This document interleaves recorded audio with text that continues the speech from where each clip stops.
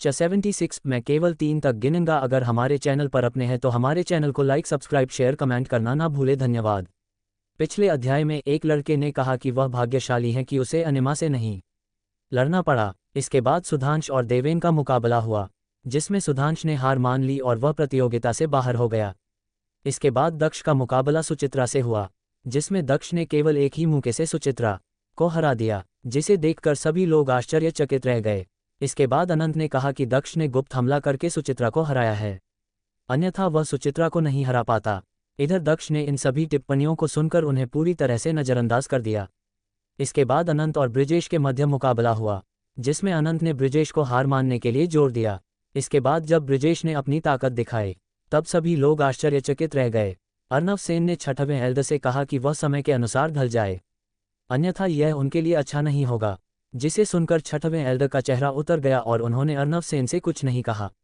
एक बार जब यह वार्षिक प्रतियोगिता समाप्त हो जाती, तब अर्णव सेन परिवार के मुखिया का पद दोबारा पाने का प्रयास करने वाले थे और संभवतः वह इस बार मुखिया बन जाए। ऐसे में छठवें एल्डर अर्णव सेन से दुश्मनी करने जैसी मूर्खता कैसे कर सकते थे। इधर अर्णव सेन को ये बात कभी समझ में नहीं आई कि परिवार के पिछले मुखिया और उनके पिता ने मृत्युशैया पर लेटे हुए अपने अंतिम क्षणों में उनके बजाय आदित्य सेन को परिवार का मुखिया क्यों बनाया। क्योंकि आदित्य सेन जब छोटे थे तब वह शायद ही कभी परिवार में रहते थे। वह अक्सर बाहर रहकर यात्रा करते थे और अपनी मंजिल के बारे में वह परिवार में किसी को भी नहीं बताते थे। परिवार में किसी को भी ये पता नहीं होता था कि आदित्य सेन कहाँ जाते थे। जबकि अर्णव सेन परिवार के स्तंभ थे और उन्होंने परिवार के लिए बहुत कुछ किया था। उन्होंने अपना पूरा जीवन परिवार के लिए समर्पित कर दिया था, लेकिन इसके बाद भी उनके पिता ने उनकी जगह आदित्य सेन को परिवार का मुखिया बनाया। अर्णव सेन हमेशा से परिवार के मुखिया बनना चाहते थे, लेकिन आदित्य सेन के परिवार के मुखिया बनने से उनके दिल में नफरत की एक गांठ बन गई। दूसरी तरफ मंच पर ब्रिजेश ने अपनी उल्टी गिनती को जारी रखा। उसके शरीर से निकलने वाली ऊर्जा और अधिक मजबूत होती जा रही थी, जो अनंत के ऊपर अधिक से अधिक दबाव डाल रही थी। इस समय अनंत बमुश्किल ही सांस ले पा रहा था। उसका शरीर इस समय कांप रहा था। उसने पहले कभी भी इतना भयानक दबाव महसूस नहीं किया था। उसे अब अपने पिछले व्यवहार पर पछतावा हो रहा था। सभी लोगों को लगता था कि अनंत साधारण ऊर्जा के केवल 8वें स्तर पर था, लेकिन वह वास्तविकता में बहुत पहले ही साधारण ऊर्जा के 9वें स्तर पर पहुंच चुका था। उसने सोचा था कि वह वार्षिक प्रतियोगिता में अपनी ताकत से सभी लोगों को आश्चर्यचकित कर देगा, लेकिन उसकी किस्मत बहुत खराब थी कि उसे अभी तक अपनी असली ताकत दिखाने का बिल्कुल भी अवसर नहीं मिला था और अब उसका सामना ब्रिजेश से हो गया, जो कि पहले ही शुद्ध ऊर्जा के स्तर पर पहुंच चुका था और अभी उसके ऊपर दबाव डाल रहा था। अपनी ऐसी बदकिस्मती पर अनंत को बहुत बुरा लग रहा था। इधर ब्रिजेश ने कहा, दूसरों का अपमानित करने से पहले तुम्हें 2 बार सोच लेना चाहिए। भले ही मैंने कहा था कि हमें लड़ने की आवश्यकता नहीं है, लेकिन इसका मतलब ये नहीं था कि मैं तुमसे कमज़ोर हूं या मैं तुम्हारे सामने हार मान लूंगा। इसके बजाय मैं तुमसे घृणा करता। यदि तुम्हारा और मेरा खून का रिश्ता ना होता तो मैं तुम्हें अभी और यहीं पर मार डालता। उद्धरण चिन्ह। इस समय ये कहते हुए ब्रिजेश पूरी तरह से एक अलग व्यक्ति की तरह लग रहा था। उसकी अराजक ऊर्जा अभी भी लगातार बढ़ रही थी और अब वह अपनी आखिरी गिनती करने ही वाला था। मैं हार मानता हूँ, मैं हार मानता हूँ। तभी अनंत ने अचानक जल्दीबाजी में कहा। उसकी सांसें इस समय फूल रही थी। उसे ऐसा महसूस हो रहा था जैसे कि वह ब्रिजेश की अराजक ऊर्जा से अब बस कुचला ही जाने वाला था। इधर अनंत की ये बात सुनकर ब्रिजेश के चेहरे पर एक व्यंग्यात्मक मुस्कान आ गई और फिर अगले ही अनंत के ऊपर पड़ने वाला दबाव पलक झपकते ही गायब हो गया। इसके बाद अनंत ने वहां और थोड़ी देर तक रुकने की बिल्कुल भी हिम्मत नहीं की और तुरंत ही वह उस मंच से नीचे चला गया। इस समय उसकी सांस बहुत तेज हो गई थी। उसे ऐसा लग रहा था कि अगर वह वहां कुछ देर और रुकता तो संभवतः उसकी जान चली जाती। इधर ब्रिजेश की ऐसी ताकत और ब्रिजेश को अनंत को ऐसे हार मानने पर मजबूर करता देखकर वहां उपस्थित सभी लोग हैरान रह गए। ब्रिजेश सच में बहुत मजबूत है, भीड़ में उपस्थित एक युवक ने कहा। इसके बाद वहां तालियों की आवाज़ गूंजने लगी और पूरा क्षेत्र तालियों की आवाज़ से भर गया। भीड़ में सभी लोग ब्रिजेश को प्रशंसा की दृष्टि से देखने लगे। शुद्ध ऊर्जा के स्तर पर पहुंचना प्रत्येक योद्धा का सपना था। 20 वर्ष की उम्र में शुद्ध ऊर्जा के स्तर पर पहुंचने से भविष्य में और भी अधिक ऊंचे स्तर पर पहुंचने का मौका मिलता था। इसके बाद छठवें एल्डर ने कहा, ये लड़ाई ब्रिजेश ने जीत ली है। इसके बाद वहां दोबारा तालियां बजने लगी। इधर ये दृश्य देखकर दक्ष के चेहरे पर एक मुस्कान आ गई और उसने हंसते हुए कहा, हाँ ये बहुत मजेदार था। उद्धरण चिन्ह। दक्ष ने सोचा, चूंकि ब्रिजेश ने शुद्ध ऊर्जा के स्तर में प्रवेश कर लिया था, इसलिए छठवें एल्डर ने संभवतः इस लड़ाई की व्यवस्था जानबूझकर की होगी, ताकि वह अपने बेटे की प्रसिद्धि को बढ़ावा दे सकें। दूसरे दौर में ब्रिजेश ने कभी भी अपनी पूरी ताकत का उपयोग नहीं किया था। इसलिए ब्रिजेश की असली ताकत को सबके सामने प्रदर्शित करने के लिए उन्होंने अनंत और ब्रिजेश की लड़ाई की व्यवस्था की। उद्धरण चिन्ह। ये सोचकर दक्ष के चेहरे पर एक मुस्कान आ गई। दक्ष ने कहा, छठवें एल्डर वाकई में बहुत चालाक है। उद्धरण चिन्ह। दक्ष ये देखकर बहुत खुश हो रहा था कि अनंत को सबके सामने अपमानित होना पड़ा था और उसे सभी लोगों के सामने कायरों की तरह हार भी माननी पड़ी थी। इससे दक्ष को बहुत अच्छा लगा, क्योंकि अनंत भी दक्ष को अपमानित करने वालों में से एक था। इसलिए वह अनंत की ओर देखकर हंसने लगा। इधर जब अनंत ने दक्ष को उस पर हंसते हुए देखा, तब उसकी अभिव्यक्ति बदसूरत हो गई और उसने गुस्से से दक्ष की ओर चिल्लाते हुए कहा, कचरे के टुकड़े, तुम्हारी हिम्मत कैसे हुई मुझ पर हंसने की? तुम एक बेकार इंसान हो और तुम्हें मुझ पर हंसने का कोई अधिकार नहीं है। उद्धरण चिन्ह। अनंत की गुस्से भरी आवाज पूरे क्षेत्र में फैल गई।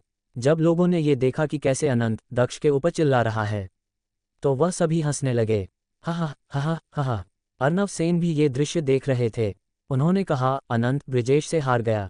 क्योंकि ब्रिजेश बहुत मजबूत था, इसलिए ये उसके लिए कोई शर्म की बात नहीं है। लेकिन मैंने इसकी उम्मीद नहीं की थी कि कचरे का टुकड़ा, एक बेकार इंसान जो अनंत से बहुत कमजोर है, वह अपने से अधिक मजबूत योद्धा के ऊपर हंसने की हिम्मत करेगा। ये सचमुच अपमानजनक है। वो कचरे का टुकड़ा सच में बेशर्म है। उद्धरण चिन्ह। इधर जब विजेंद्र सेन ने अर्नव सेन की बात सुनी, तो उन्हें बहुत अच्छा महसूस हुआ और उन्हें ठंडे स्वर में कहा, वह कचरे का टुकड़ा अनंत की क्षमताओं को बहुत कम आंक रहा है। उद्धरण चिन्ह। आदित्य सेन, जो कि उन दोनों से ज्यादा दूर नहीं थे, उन दोनों की बातें सुनकर क्रोधित हो गए। उनकी अभिव्यक्ति बेहद ठंडी हो गई और वह उन्हें इसी समय मार डालना चाहते थे। इधर अनंत को गुस्सा होता देखकर दक्ष स्तब्ध रह गया।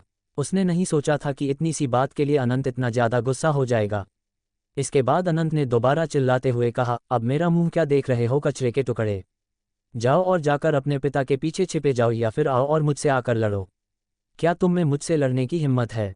उद्धरण चिन्ह। अनंत को इस समय बहुत गुस्सा आ रहा था और वह अपना गुस्सा नियंत्रित नहीं कर पा रहा था। इसलिए उसने अपना गुस्सा निकालने के लिए दक्ष का उपयोग करने की योजना बनाई। इधर ये देखकर दक्ष दोबारा स्तब्ध रह गया और फिर उसके चेहरे पर एक कुटिल मुस्कान आ गई। उसने कहा, यह पहली बार है कि मैंने तुम जैसा इतना हास्यास्पद व्यक्ति देखा है। तुम केवल अपने अहंकार के कारण अपमानित हुए हो और अब तुम अपना गुस्सा निकालने के लिए मेरा उपयोग करना चाहते हो। कितनी शर्म की बात है। उद्धरण चिन्ह। ये कहते हुए दक्ष ने अपना सिर हिलाया और फिर वह अनंत की ओर बढ़ गया। मैं केवल 3 तक गिनूंगा। अगर तब तक तुमने हार नहीं मानी तो आगे होने वाले परिणाम के लिए मुझे दोष मत देना। उद्धरण चिन्ह। दक्ष ने अनंत की ओर बढ़ते हुए लगभग ब्रिजेश के ही शब्दों को दोहराया, जिसे सुनकर पूरे क्षेत्र में सन्नाटा छा गया। किसी के भी मुंह से एक शब्द भी नहीं निकल रहा था। इस समय केवल दक्ष की ही आवाज वहां गूंज रही थी। इस समय ये दृश्य देख रहे सभी लोग भ्रमित नजर आ रहे थे। ब्रिजेश ने अनंत को हार मानने को कहा, क्योंकि वह पहले ही शुद्ध ऊर्जा के स्तर पर पहुंच चुका था और वह आसानी से अनंत को हरा सकता था, और अब दक्ष ने भी अभी वही बात दोहराई थी। लोगों को ये बात समझ में नहीं आ रही थी कि आखिर दक्ष ने ऐसा क्यों कहा, क्योंकि लोगों के अनुसार दक्ष तो साधारण ऊर्जा के केवल 7वें स्तर पर था और उनकी नज़र में वह अनंत से बहुत कमजोर था। तो फिर वह अनंत से ऐसी बात कैसे कह सकता था? इसी बात से वहां उपस्थित सभी लोग थोड़े भ्रमित नजर हो गए। इधर अपने पिछले अपमान के कारण अनंत का चेहरा क्रोध से भरा हुआ था। ब्रिजेश ने उसे सबके सामने अपमानित किया था, जिसके कारण उसे बहुत गुस्सा आ रहा था, और अब एक बेकार इंसान, कचरे के एक टुकड़े ने उसे सबके सामने अपमानित करने का साहस किया था, जिससे अनंत का गुस्सा 7वें आसमान पर पहुंच गया और उसके लिए अपने गुस्से को नियंत्रित करना और भी मुश्किल हो गया। वह अब अपने गुस्से को नियंत्रित नहीं कर पा रहा था, जो कि उसके चेहरे से साफ पता चल रहा था। तुम मरना चाहते हो? अनंत ने अपने गुस्से भरी आंखों से दक्ष की ओर देखते हुए तेज आवाज में चिल्लाते हुए कहा।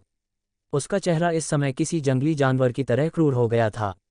लेकिन ठीक इसी समय पर अचानक एक मजबूत ऊर्जा ने अनंत के शरीर को जकड़ लिया।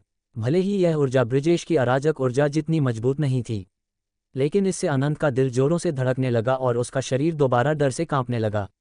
वह इस समय दोबारा से पहले की तरह ही बहुत डरा हुआ था, क्योंकि एक दमनकारी ऊर्जा इस समय उसके शरीर को कुचल रही थी और उसके ऊपर दबाव डाल रही थी। 3। इधर दक्ष ने भी धीरे धीरे उल्टी गिनती शुरू कर दी और अनंत के शरीर को जकड़ने वाली ऊर्जा समय के साथ और अधिक मजबूत होने लगी। अनंत को इस समय अपने ऊपर पड़ने वाले दबाव से घुटन महसूस होने लगी। उसके मन की सारी भावनाएं जैसे क्रोध, शर्म, आक्रोश सभी अचानक से गायब हो गई और उसके मन में केवल एक ही भावना बची और वह थी डर और आत्मरक्षा की भावना। इस समय अनंत ने डरते हुए अपने मन में सोचा, मैं साधारण ऊर्जा के 9वें स्तर का योद्धा हूं और मुझे साधारण ऊर्जा के स्तर पर कोई भी योद्धा इस तरह से नहीं दबा सकता। लेकिन इसके बाद भी मेरे सामने खड़े इस कचरे के टुकड़े में मुझे इस हद तक दबाने की शक्ति है। क्या वो भी शुद्ध ऊर्जा के स्तर पर पहुंच चुका है? उद्धरण चिन्ह। उसके मन में ये बात आते ही अनंत की आंखें हैरानी से भर गई और उसका दिल और जोरों से धड़कने लगा। उसका चेहरा अचानक डर से पीला पड़ गया। इस समय वहां उपस्थित हर कोई भ्रमित लग रहा था, क्योंकि उन्होंने केवल ये देखा कि अनंत अचानक से घबरा गया और उसे सांस लेने में परेशानी होने लगी। भले ही वहां उपस्थित लोग दक्ष के द्वारा छोड़े गए बल में उपस्थित ऊर्जा को महसूस कर सकते थे, लेकिन वह ऊर्जा वातावरण में उपस्थित तत्वों के साथ पूर्ण रूप से संलग्न में थी, जिससे उन्हें इस बात का बिल्कुल भी आभास नहीं हो रहा था कि इस समय एक अत्याचार ऊर्जा अनंत के ऊपर दबाव बना रही है। उन्हें केवल ये लग रहा था कि यह ऊर्जा संभवतः वातावरण में उपस्थित तत्वों की ऊर्जा है। वहां उपस्थित किसी भी साधारण व्यक्ति ने यह नहीं सोचा कि यह ऊर्जा दक्ष द्वारा छोड़ी गई थी। केवल मजबूत लोग ही इस समय दक्ष के द्वारा छोड़ी गई मजबूत ऊर्जा को महसूस कर पा रहे थे, जिससे उन सभी को हैरानी हो रही थी। इस समय उन्होंने दक्ष को धीरे धीरे अनंत की ओर बढ़ते हुए देखा।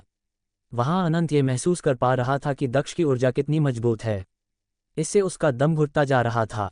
इस समय सेन परिवार के सभी सदस्यों को लग रहा था कि दक्ष एक बिल्कुल अलग इंसान में बदल गया है, क्योंकि दक्ष इस समय आकाश और पृथ्वी के बीच तत्वों और शक्तियों के बीच पूर्ण संलग्न में था। इधर दक्ष ने अनंत की ओर एक और कदम बढ़ाते हुए कहा। भले ही दक्ष की आवाज़ बहुत धीमी थी, लेकिन अनंत के लिए दक्ष की आवाज़ इस समय किसी हथौड़े की तरह उसके सीने पर वार कर रही थी। वह इस स्थिति से किसी भी तरह से बचकर भाग जाना चाहता था, लेकिन उसने चाहे कितनी भी कोशिश क्यों ना की हो, वह स्वयं को बिल्कुल भी नहीं हिला पा रहा था। अब आगे क्या होने वाला है? क्या अनंत दक्ष से बच पाएगा? आखिर क्या करने वाला था दक्ष अनंत के साथ? अब क्या प्रतिक्रिया होगी दक्ष की ऐसी मजबूत ताकत देखकर सेन परिवार के सदस्यों की? आपको क्या लगता है, क्या होंगे इन सभी सवालों के जवाब? हमें कमेंट बॉक्स में कमेंट करके जरूर बताएं और सभी सवालों के जवाब जानने के लिए पढ़ते रहिए रिबॉर्न इन मार्शल वर्ल्ड सिर्फ पॉकेट नोवेल पर, और लाइक जरूर से करें और कमेंट करें।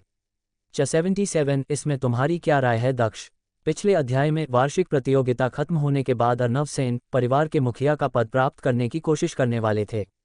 अर्नव सेन को ये बात कभी भी समझ में नहीं आई कि उनके पिता ने उनकी जगह पर आदित्य सेन को परिवार का मुखिया क्यों बनाया। इधर ब्रिजेश ने अपनी उल्टी गिनती जारी रखी। इस समय अनंत को ऐसा लगा कि वह अब किसी भी क्षण ब्रिजेश की अराजक ऊर्जा से बस कुचला ही जाने वाला था, और इससे पहले कि ब्रिजेश एक कह पाता, अनंत ने हार मान ली, जिसे देखकर सभी लोग आश्चर्यचकित रह गए। इधर दक्ष भी ये सब देखकर हंसने लगा। दक्ष को हंसता हुआ देखकर अनंत को गुस्सा आया और उसने दक्ष को चुनौती दे दी, जिस पर दक्ष भी मुस्कुराते हुए अनंत की ओर बढ़ गया और अनंत के ऊपर एक मजबूत ऊर्जा से दबाव पड़ने लगा, जिससे अनंत का चेहरा बदल गया। दक्ष इस समय सभी को एक अलग इंसान की तरह लग रहा था। इधर दक्ष की आवाज़ अनंत को एक हथौड़े की तरह महसूस हो रही थी, जो उसके सीने पर वार कर रहा था। वह चाहकर भी अपनी जगह से नहीं हिल पा रहा था।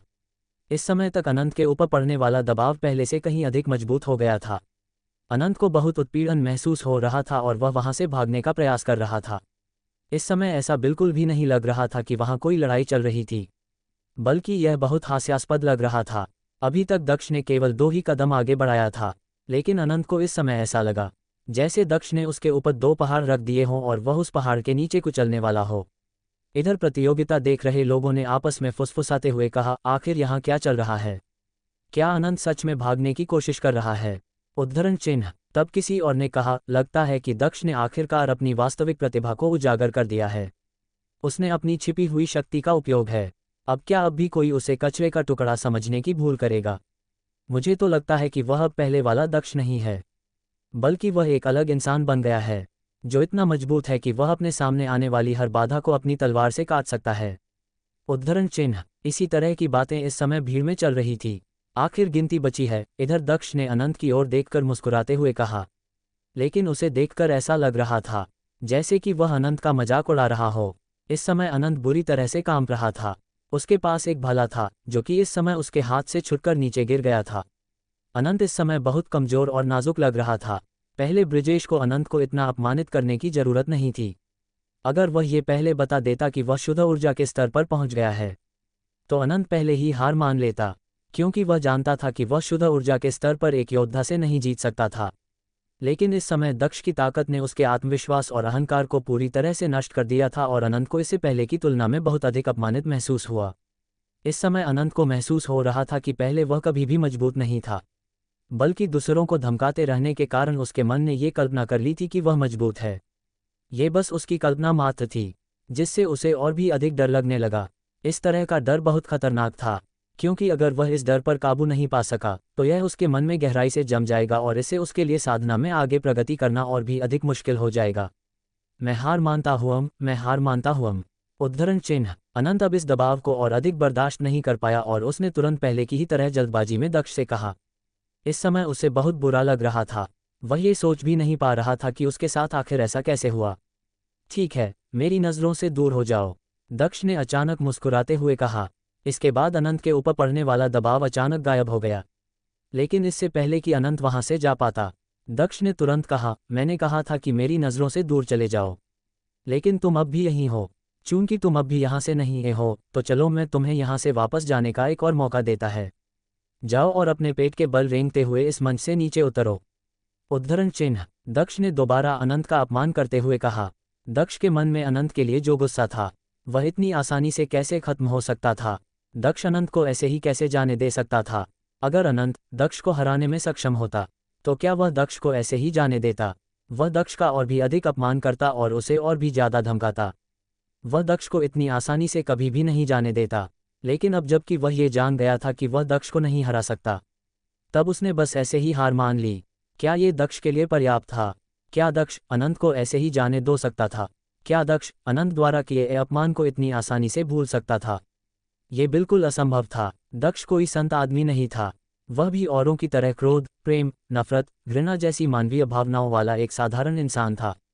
इधर दक्ष की बात सुनकर अनंत का चेहरा गुस्से से लाल हो गया। उसने दक्ष के ऊपर चिल्लाते हुए कहा, मैंने हार मान ली है। क्या ये तुम्हारे लिए पर्याप्त नहीं है? तुम मेरा अपमान क्यों कर रहे हो? उद्धरण चिन्ह। हाँ, कितनी हास्यास्पद बात है। तुमने पहले मुझे अपमानित किया और मुझे कचरे का टुकड़ा, परिवार पर धब्बा आदि कहते रहे हो। क्या तुम्हें सच में लगता है कि इसके लिए मैं तुम्हें दंडित ना करूं? तुम ब्रिजेश की वजह से अपमानित हुए और फिर अपना गुस्सा निकालने के लिए तुमने मेरा उपयोग करने की योजना बनाई। क्या तुम्हें सच में लगता है कि इसके लिए मैं तुम्हें क्षमा कर दूंगा? दक्ष ने भी अनंत की ओर देखकर मुस्कुराते हुए कहा। इसके बाद दक्ष ने ठंडे स्वर में आगे कहा, और अब जबकि तुम्हें इस बात का एहसास हो गया है कि तुम मेरा मुकाबला नहीं कर सकते, तो तुम बस एक शब्द कहकर यहाँ से जाना चाहते हो। क्या ये हास्यास्पद बात नहीं है? क्या तुम्हें लगता है कि मैं तुम्हें बस ऐसे ही जाने दूंगा? उद्धरण चिन्ह। इस समय दक्ष की ये सभी बातें सुनकर अनंत को अब डर लगने लगा था। इधर दक्ष ने अनंत की ओर देखते हुए अपने चेहरे पर एक कुटिल मुस्कान के साथ कहा, लगता है कि अब समय आ गया है। अगर तुम अभी भी मेरी नज़रों से दूर नहीं हुए, तो तुम्हें अपने किए की सजा भुगतनी होगी। उद्धरण चिन्ह। ये कहते हुए दक्ष अनंत की ओर बढ़ गया। इधर दक्ष को अपनी ओर आता हुआ देखकर अनंत ने अपने दांत पीस लिए और फिर ना चाहते हुए भी वह दक्ष के कहे अनुसार जमीन पर अपने पेट के बल लेट गया। इस समय उसे बहुत शर्मिंदगी हो रही थी। दक्ष की आभा इस समय हत्या के इरादे से भरी हुई थी, जिससे अनंत बुरी तरह से डर गया था। अपमान और नाराजगी की भावना के बावजूद दक्ष की आभा ने अनंत को वास्तव में डरा दिया। उसे ऐसा लगा कि अगर उसने दक्ष की बात नहीं मानी, तो दक्ष उसे यहीं पर मार डालेगा। इसलिए उसने दक्ष से डरकर वही किया जो दक्ष ने उसे करने को कहा था। वह अपने पेट के बल जमीन पर लेटकर रेंगने लगा। कचरे का टुकड़ा, परिवार पर काला धब्बा। उद्धरण चिन्ह। कचरे का टुकड़ा अभी भी कचरे का टुकड़ा ही रहेगा। उद्धरण चिन्ह। ये सभी बातें इस समय अनंत को याद आ रही थी। उसे याद आया कि कैसे उसने दक्ष का सबके सामने अपमान किया था। उसे पता था कि इस समय वह मूर्खों जैसा व्यवहार कर रहा था। वह साधारण ऊर्जा के 9वें स्तर का योद्धा था। वह परिवार का गौरव और एक उत्कृष्ट शिष्य भी था। लेकिन इस समय वह दक्ष से डरकर कायरों जैसा व्यवहार कर रहा था, जिससे उसे बहुत शर्म आ रही थी। इस समय भीड़ में हर कोई अनंत को जमीन पर रेंगता हुआ देख रहा था। उन्हें इस समय अपनी आंखों पर बिल्कुल भी भरोसा नहीं हो रहा था कि वह अभी क्या देख रहे हैं। उनका चेहरा इस समय हैरानी से भरा हुआ था। सभी ने सोचा कि दक्ष पागल है, जो उसने अनंत को जमीन पर रेंगते हुए अपनी नज़रों से दूर होने को कहा। लेकिन किसी ने भी ये नहीं सोचा था कि अनंत सच में ऐसा करेगा। अनंत, इधर विजेंद्र सेन ने चिल्लाते हुए कहा। इस समय वह गुस्से से कांप रहे थे। वह अपने बेटे के चेहरे पर एक गौरवपूर्ण भाव देखना चाहते थे। वह अनंत को एक प्रतिभाशाली व्यक्ति के रूप में देखना चाहते थे, जो कि अनिमा के बाद परिवार में दूसर हो। लेकिन उन्होंने इसकी कभी भी उम्मीद नहीं की थी कि आज उनके बेटे अनंत को 2 बार अपमानित होना पड़ेगा और दूसरी बार उसे जमीन पर रेंगते हुए मंच से बाहर जाना पड़ेगा। इससे उन्हें बहुत गुस्सा आ रहा था। कमीने, विजेंद्र सेन ने दक्ष के ऊपर चिल्लाते हुए कहा।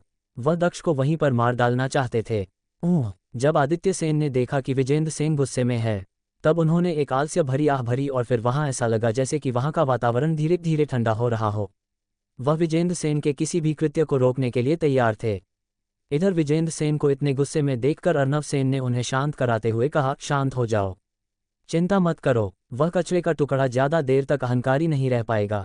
उद्धरण चिन्ह। ये कहते हुए वह आदित्य सेन की ओर देख रहे थे। उन्हें भी आदित्य सेन के शरीर से निकलने वाली आभा का एहसास हो रहा था। इधर अर्नव सेन की बात सुनकर विजेंद्र सेन ने खुद को रोक लिया, लेकिन वह अब भी बहुत गुस्से में थे। उन्होंने आदित्य सेन की ओर घूर कर देखा और फिर अपनी जगह पर वापस बैठ गए। वह ये जानते थे कि जब तक कि आदित्य सेन वहां पर है, वह अपनी मर्जी से कुछ भी नहीं कर सकते। इधर मंच पर छठवें एल्डर ने दक्ष को घूरते हुए देखा और फिर उन्होंने कहा, दक्ष ने ये लड़ाई जीत ली है। उद्धरण चिन्ह। उनके ये कहते वहां हंगामा मच गया। इधर ये कहने के बाद छठवें एल्डर ने अपने मन में कहा, जब बाप अजगर है तो बेटा एक बेकार सांप कैसे हो सकता है। उद्धरण चिन्ह। अपने मन में ये कहने के बाद छठवें एल्डर ने सभी प्रतिभागियों से कहा, आधे घंटे के आराम के बाद ये लड़ाई जारी रहेगी, तब तक आप सभी प्रतिभागी आराम करें। उद्धरण चिन्ह। छठवें एल्डर, हम चारों अभी थके नहीं हैं, हमें आराम करने की जरूरत नहीं है, आप प्रतियोगिता जारी रखें। उद्धरण चिन्ह। छठवें एल्डर की बात खत्म होने के बाद अनिम ने लापरवाही से कहा। अनिमा भले ही सेन परिवार में अन्य सदस्यों के सामने अहंकारी रही थी, लेकिन हाल ही में वह अधिक विनम्र हो गई थी। भले ही सेन परिवार के एल्डर और बड़ों को अनिमा के अहंकार से कोई आपत्ति नहीं थी, लेकिन संजीव को अनिम का अहंकारी रवैया पसंद नहीं था। उसने अनिमा से कहा था कि उसे अपने से मजबूत योद्धाओं के सामने अहंकारी नहीं होना चाहिए। मेरी बहन सही कह रही है, हम चारों थके नहीं हैं और लड़ाई जारी रखा सकते हैं। देवेन ने भी अनिमा का साथ देते हुए कहा। अनिमा और देवेन दोनों भाई बहन सेमीफाइनल में पहुंच गए थे। आज का दिन सेन परिवार में अर्नव सेन के लिए गौरव का दिन था। इससे उनके मुखिया बनने का सपना आसानी से पूरा हो सकता था। इधर अनिमा और देवेन की बात सुनकर छठवें एल्डर ने दक्ष की ओर देखते हुए कहा, इसमें तुम्हारी क्या राय है दक्ष। उद्धरण चिन्ह। अब आगे क्या होने वाला है, क्या जवाब देगा दक्ष छठवें एल्डर की बात का। क्या होगा अब इस सेमीफाइनल में, क्या दक्ष फाइनल में पहुंच पाएगा। आपको क्या लगता है, क्या होंगे इन सभी सवालों के जवाब। हमें कमेंट बॉक्स में कमेंट करके जरूर बताएं और सभी सवालों के जवाब जानने के लिए पढ़ते रहिए रिबॉर्न इन मार्शल वर्ल्ड सिर्फ पॉकेट नोवेल पर, और लाइक जरूर से करें और कमेंट करें। 78 हम भविष्य में फिर दोबारा लड़ेंगे। पिछले अध्याय में अनंत के ऊपर पड़ने वाला दबाव और भी अधिक हो गया। इस समय अनंत को लग रहा था कि उसके ऊपर 2 पहाड़ रख दिए गए हो। इसके बाद जब दक्ष ने कहा कि आखिरी गिनती बची है, तब अचानक अनंत ने हार मान ली और दक्ष ने अनंत को जाने के लिए कह दिया। लेकिन फिर दक्ष ने अनंत को अपने पेट के बल लेटकर रेंगने के लिए कह दिया, जिसे सुनकर अनंत गुस्सा हो गया। इसके बाद दक्ष ने अनंत को धमकी दी, जिससे अनंत ने डर गया और अपने पेट के बल लेटकर रेंगने लगा। ये देखकर सभी लोग हैरान रह गए। विजेंद्र सेन ने दक्ष के ऊपर चिल्लाना शुरू कर दिया, लेकिन फिर अर्नव सेन ने उन्हें शांत करा दिया। इसके बाद विजेंद्र सेन ने आदित्य सेन को घूर कर देखा। इधर छठवें एल्डर ने कहा कि दक्ष एक बेकार सांप कैसे हो सकता है। इसके बाद अनिमा और देवेन ने कहा कि वह लड़ाई जारी रखना चाहते हैं, जिसे सुनकर छठवें एल्डर ने दक्ष से उसकी राय पूछी। छठवें एल्डर को अपने बेटे ब्रिजेश की राय पहले से ही पता थी, इसलिए उन्होंने इसके बारे में केवल दक्ष से पूछा। इस पर दक्ष ने मुस्कुराते हुए कहा, कोई बात नहीं, हम प्रतियोगिता जारी रख सकते हैं। उद्धरण चिन्ह। दरअसल इस समय तक दक्ष ने कभी भी अपनी ताकत का वास्तविक प्रयोग नहीं किया था, इसलिए सभी को अब भी लगता था कि दक्ष उन लोगों से कमजोर था। अब तक सेमीफाइनल के लिए केवल 4 लोग ही बचे थे, जिनमें अनिमा, देवेन, ब्रिजेश और दक्ष थे। इधर दक्ष के भी सहमत होने पर छठवें एल्डर ने कहा, अगर ऐसी बात है तो फिर हम प्रतियोगिता जारी रखते हैं। उद्धरण चिन्ह। इसके बाद छठवें एल्डर ने घोषणा की, सेमीफाइनल इस प्रकार होंगे, दक्ष बनाम देवेन और अनिम बनाम ब्रिजेश।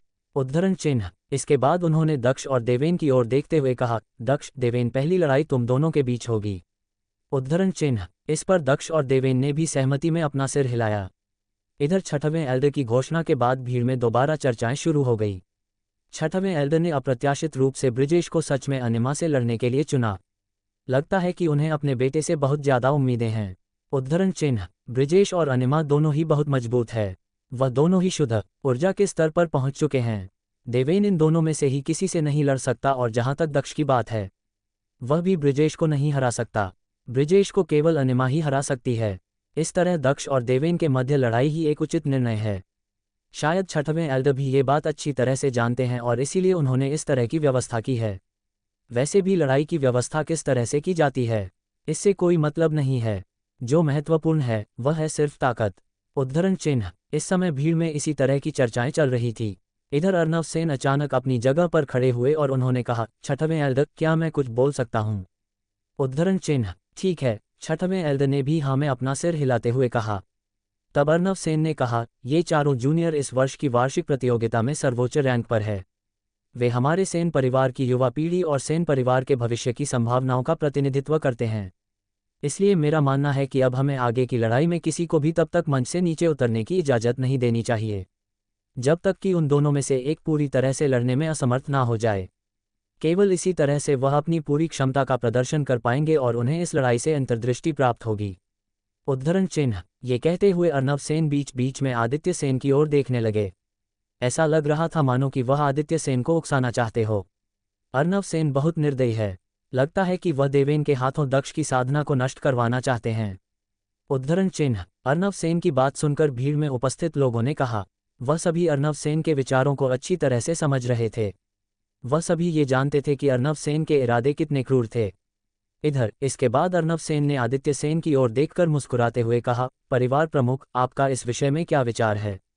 उद्धरण चिन्ह। अर्नव सेन को लगा कि वह इस तरह से आदित्य सेन को उकसा सकते थे।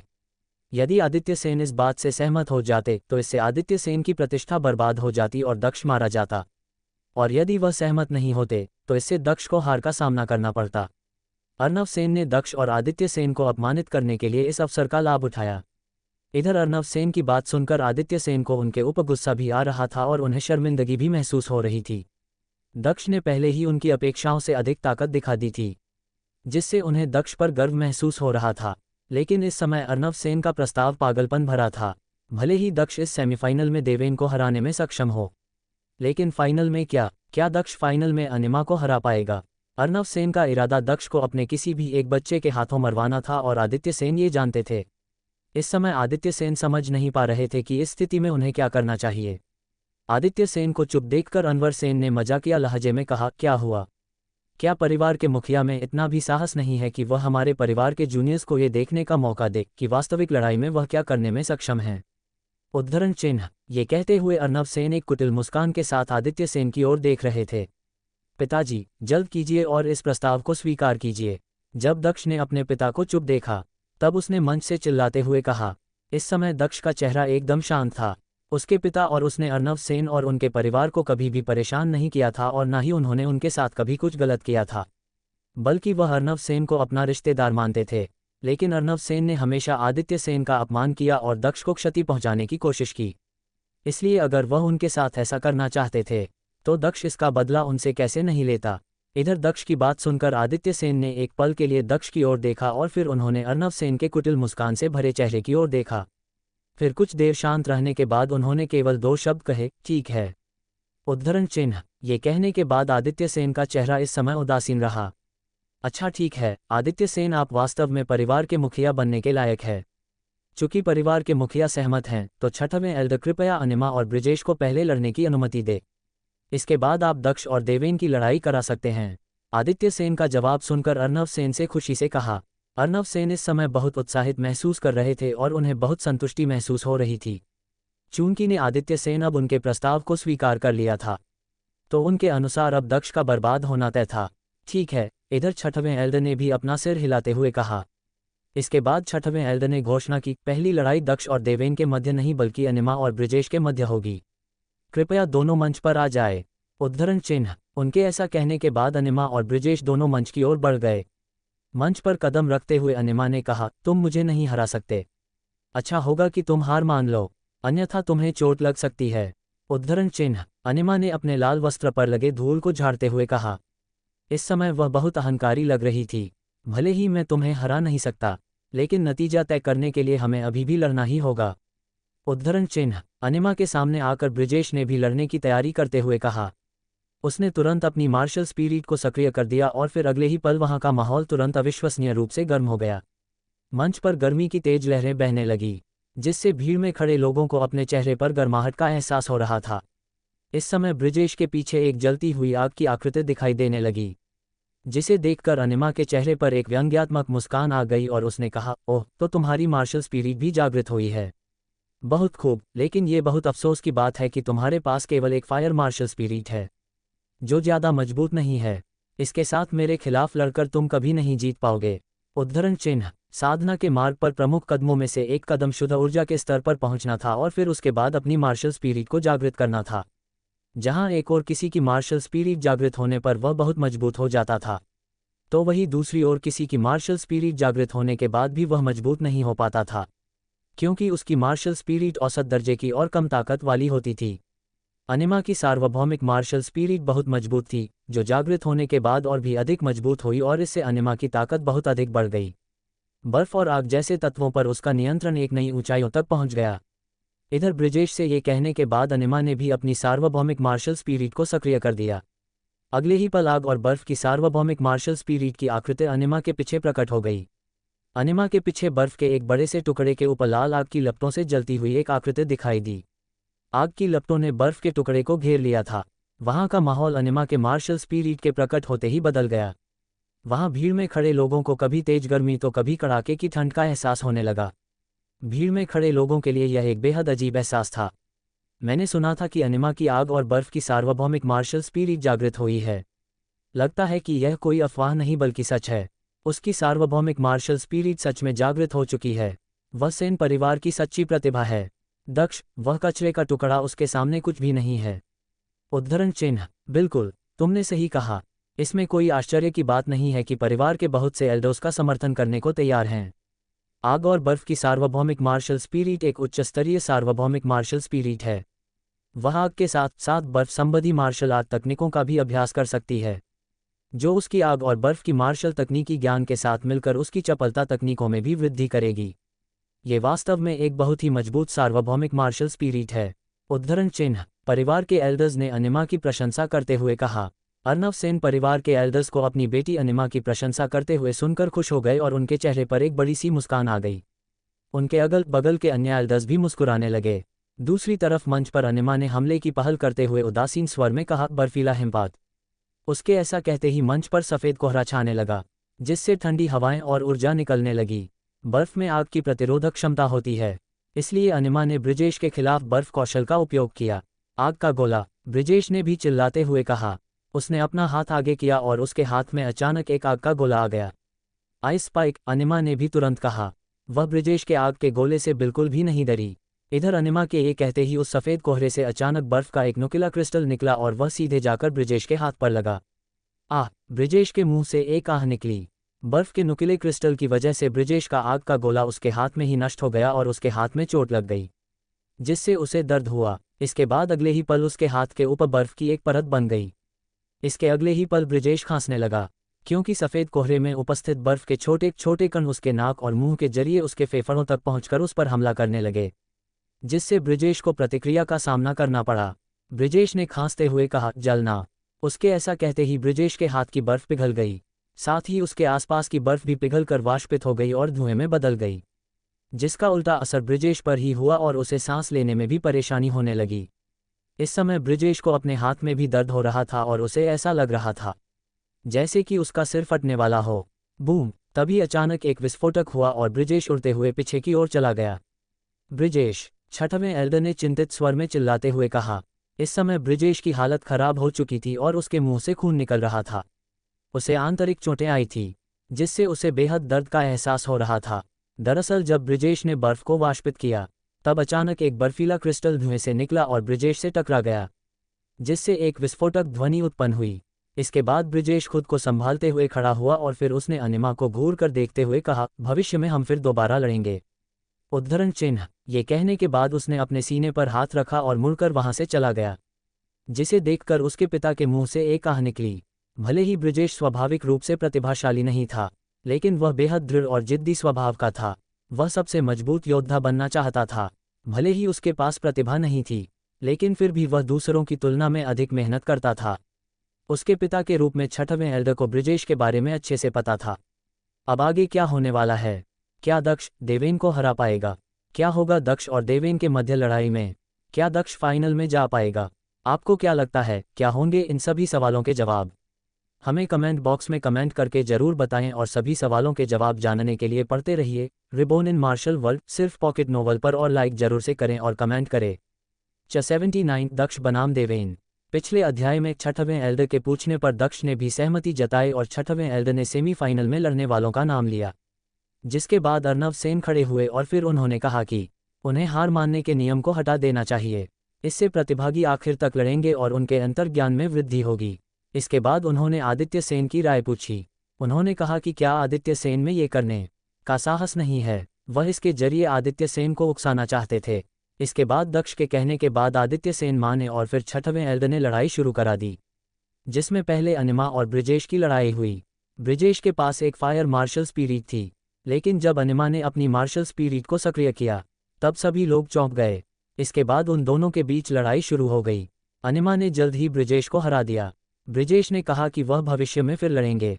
इधर अपने बेटे के ऐसे जिद्दी स्वभाव को देखकर 6वें एल्डर ने आह भरी।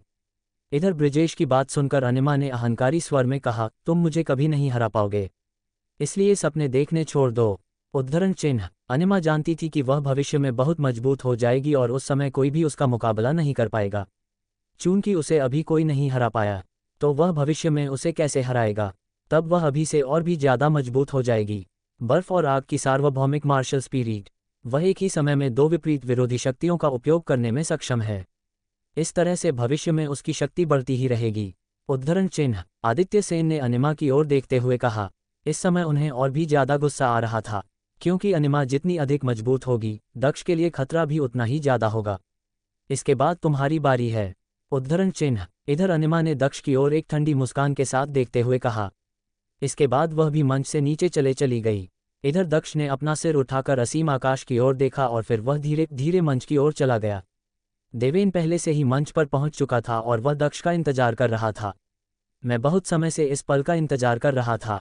उद्धरण चिन्ह। देवेन ने दक्ष को शातिर नज़रों से देखते हुए कहा। मुझे पता है, दक्ष ने भी अपना सिर हिलाते हुए कहा।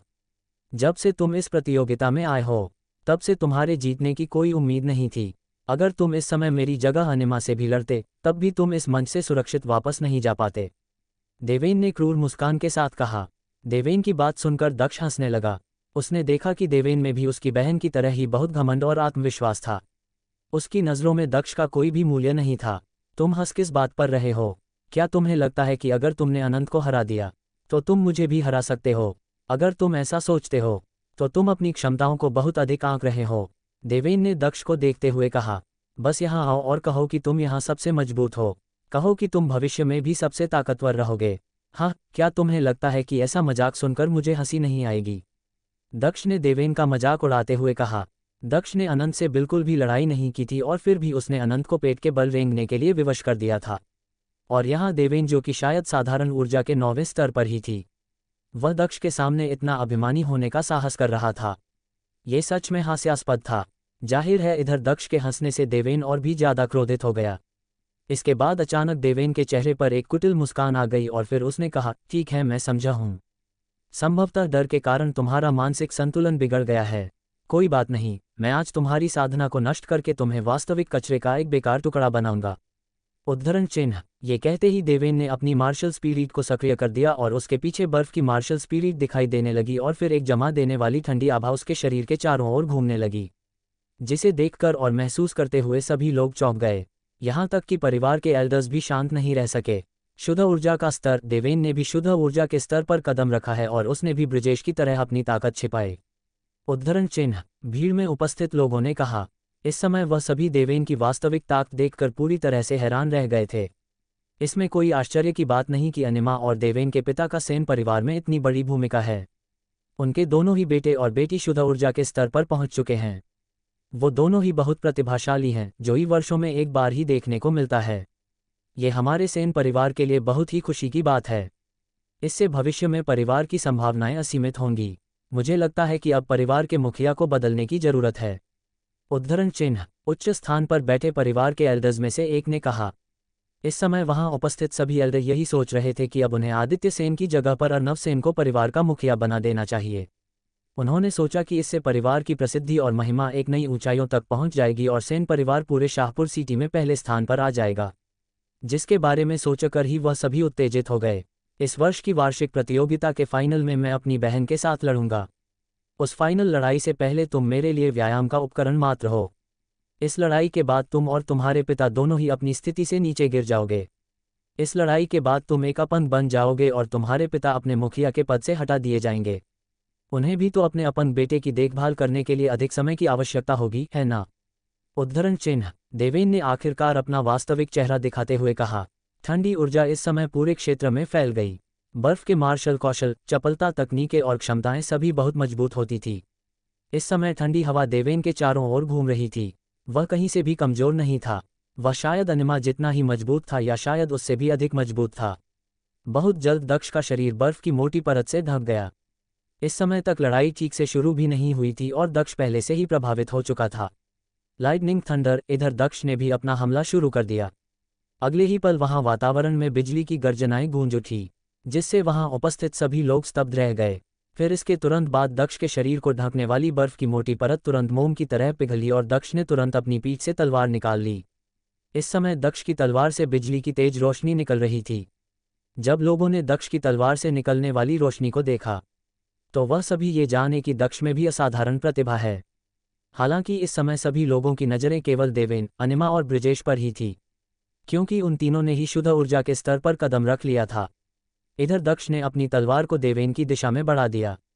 देवेन ने दक्ष के हमले को गंभीरता से नहीं लिया। उसने धीरे से अपनी हथेली ऊपर उठाई और फिर अगले ही पल उसकी हथेली से एक ठंडी ऊर्जा निकलकर दक्ष की ओर बढ़ गई। जब दक्ष की तलवार ठंडी ऊर्जा से टकराई तब उसकी तलवार के ऊपर बर्फ की परत जम गई। Lightning thunder. दक्ष ने चिल्लाते हुए कहा। दक्ष की हरकतें और भी तेज और फुर्तीली हो गई।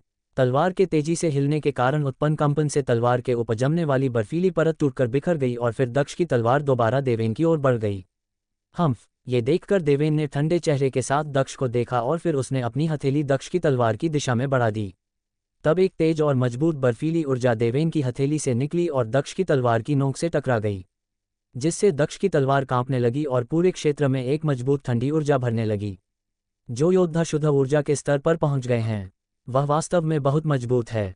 ऊर्जा, फुर्ती और ताकत किसी भी साधारण ऊर्जा के स्तर के योद्धा से कहीं अधिक मजबूत है, दक्ष ने कहा। इस समय उसे अपनी तलवार में एक हिंसक ऊर्जा के बहने का एहसास हो रहा था, जिससे उसे थोड़ा उदास महसूस हुआ, लेकिन उसके चेहरे का भाव कभी नहीं बदला। हैवी वेव पंच। उद्धरण चिन्ह। दक्ष ने तुरंत अपनी तलवार वापस लेते हुए अपने दूसरे हाथ से देवेन के सीने पर अपने हैवी वेव पंच तकनीक से हमला किया, जिससे मजबूत वायु तरंगें देवेन की दिशा में बढ़ गई।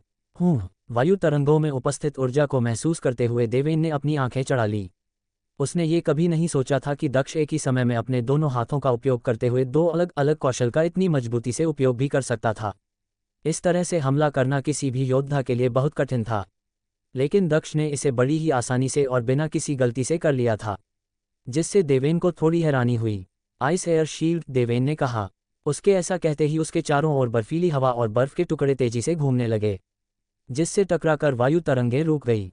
लेकिन इधर दक्ष ने आगे बढ़ना बंद नहीं किया और वह अपनी तलवार लिए आगे बढ़ता रहा।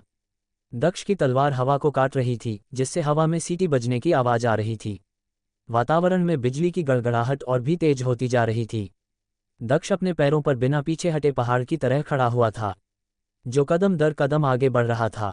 दक्ष की तलवार इस समय एक क्रूर ड्रैगन अजगर की तरह दिख रही थी, जो अपने साथ भयंकर तूफान लिए आगे बढ़ रही थी। बहुत खूब, आदित्य सेन मुस्कुराते हुए धीमी आवाज में कहा। वह अपने बेटे की ऐसी ताकत देखकर बहुत खुश हो रहे थे। आदित्य सेन ने कहा, तो ये है दक्ष की असली ताकत। चाल, कौशल, तकनीक सभी मेरी अपेक्षाओं से कहीं बेहतर है। उद्धरण चिन्ह। ये कहते हुए इस समय आदित्य सेन के चेहरे पर एक बड़ी सी मुस्कान थी। इस समय दक्ष की तलवार से निकलने वाली ऊर्जा से देवेन के चारों ओर घूमने वाली बर्फीली हवा बिखर गई, जिससे देवेन को प्रतिक्रिया का सामना करना पड़ा और उसे एक कदम पीछे हटना पड़ा। भले ही वह केवल एक कदम ही पीछे हटा था, लेकिन वह शुद्ध ऊर्जा के स्तर का एक योद्धा था। साथ ही वह अत्यधिक अहंकारी और अभिमानी भी था। उसने शुरू में यहाँ तक कहा था कि वह दक्ष को बस अपने व्यायाम का एक उपकरण मानता है। दक्ष उसके सामने कुछ नहीं है, लेकिन अभी दक्ष के तलवार का प्रत्येक हमला पहले की तुलना में अधिक मजबूत था, जिससे उसे पीछे हटने पर मजबूर होना पड़ा। इस समय उसके चेहरे पर वह अभिमान और अहंकार नहीं था, जो उसके चेहरे पर तब था जब उसने दक्ष से कहा था कि वह दक्ष को आसानी से हरा सकता है। इस समय उसे एक ऐसे व्यक्ति द्वारा पीछे धकेला गया था, जो शुद्ध ऊर्जा के स्तर पर भी नहीं था। इससे उसे बहुत अपमानित महसूस हो रहा था। इस समय उसका गुस्सा बढ़कर 7वें आसमान पर चला गया था और वह इस समय अपने गुस्से को नियंत्रित नहीं कर पा रहा था। देवेन ने गुस्से से चिल्लाते हुए कहा, मैं तुम्हें मार डालूंगा। उद्धरण चिन्ह आइस फ्रीजिंग, देवेन ने चिल्लाते हुए कहा। उसके ऐसा कहते ही मंच पर सन्नाटा छा गया और तापमान तेजी से गिरने लगा और फिर वहां की जमीन जमने लगी।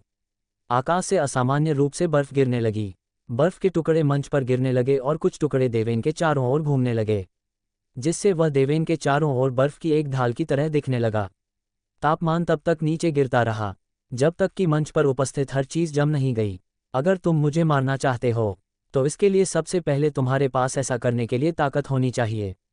उद्धरण चिन्ह दक्ष ने उदासीन स्वर में कहा। इस समय बर्फ उसके ऊपर गिर रही थी, जिससे वह सफ़ेद दिखने लगा। उसकी भौहें ठंडी हो गई, लेकिन इस समय उसकी आंखें हमेशा की तरह शांत थी। वह हमेशा की तरह स्थिर और शांत होकर अपनी जगह पर खड़ा रहा। इसके बाद दक्ष ने एक कदम आगे बढ़ाया, जिससे मंच हिलने लगा। न केवल मंच बल्कि उसके नीचे की जमीन भी कांपने लगी। बर्फ के इस क्षेत्र में दक्ष की ऊर्जा कमजोर नहीं हुई थी, बल्कि और भी अधिक मजबूत हुई थी। दक्ष की ऊर्जा मजबूत होने से उसकी ताकत भी कहीं अधिक बढ़ गई थी। दक्ष ने इस समय अपनी पूरी ताकत का उपयोग करते हुए देवेन को मारने का मन बना लिया था। उसने बर्फ में उपस्थित बर्फ के बल को अवशोषित करना शुरू कर दिया और उसे अपनी मुट्ठी और अपनी तलवार की नोक में केंद्रित कर दिया। दक्ष न केवल बर्फ के बल को अवशोषित कर रहा था, बल्कि वह आकाश और पृथ्वी के बल को भी उधार ले रहा था। इस समय उसके द्वारा अवशोषित बल एक भयानक स्तर पर पहुंच चुका था। इसके बाद दक्ष ने अपनी बाईं मुट्ठी में बल को केंद्रित किया, जबकि उसके दाएं हाथ से उसने अपनी तलवार की नोक से देवेन के ऊपर हमला करने के लिए उसे देवेन की ओर बढ़ा दिया। इस समय उसकी तलवार से पृथ्वी को चकनाचूर करने वाली तेज बिजली की गड़गड़ाहट निकल रही थी। अब आगे क्या होने वाला है? क्या दक्ष देवेन को मार पाएगा? क्या होगा इस लड़ाई का अंजाम? क्या दक्ष देवेन से जीत पाएगा और क्या होगा जब उसका सामना अनिमा से होगा? आपको क्या लगता है, क्या होंगे इन सभी सवालों के जवाब? हमें कमेंट बॉक्स में कमेंट करके जरूर बताएं और सभी सवालों के जवाब जानने के लिए पढ़ते रहिए रिबॉर्न इन मार्शल वर्ल्ड सिर्फ पॉकेट नोवेल पर, और लाइक जरूर से करें और कमेंट करें। चैटी, मैं अब और बर्दाश्त नहीं करूंगा। पिछले अध्याय में अनिमा ने कहा कि ब्रिजेश उसे कभी भी नहीं हरा पाएगा, इसलिए उसे सपने नहीं देखने चाहिए। इसके बाद अनिमा ने दक्ष की ओर देखते हुए कहा कि अब उसकी बारी है। इसके बाद दक्ष मंच की ओर चला गया, जहां देवेन पहले से उसका इंतजार कर रहा था। उसने दक्ष से कहा कि वह उसे बड़ी ही आसानी से हरा सकता है।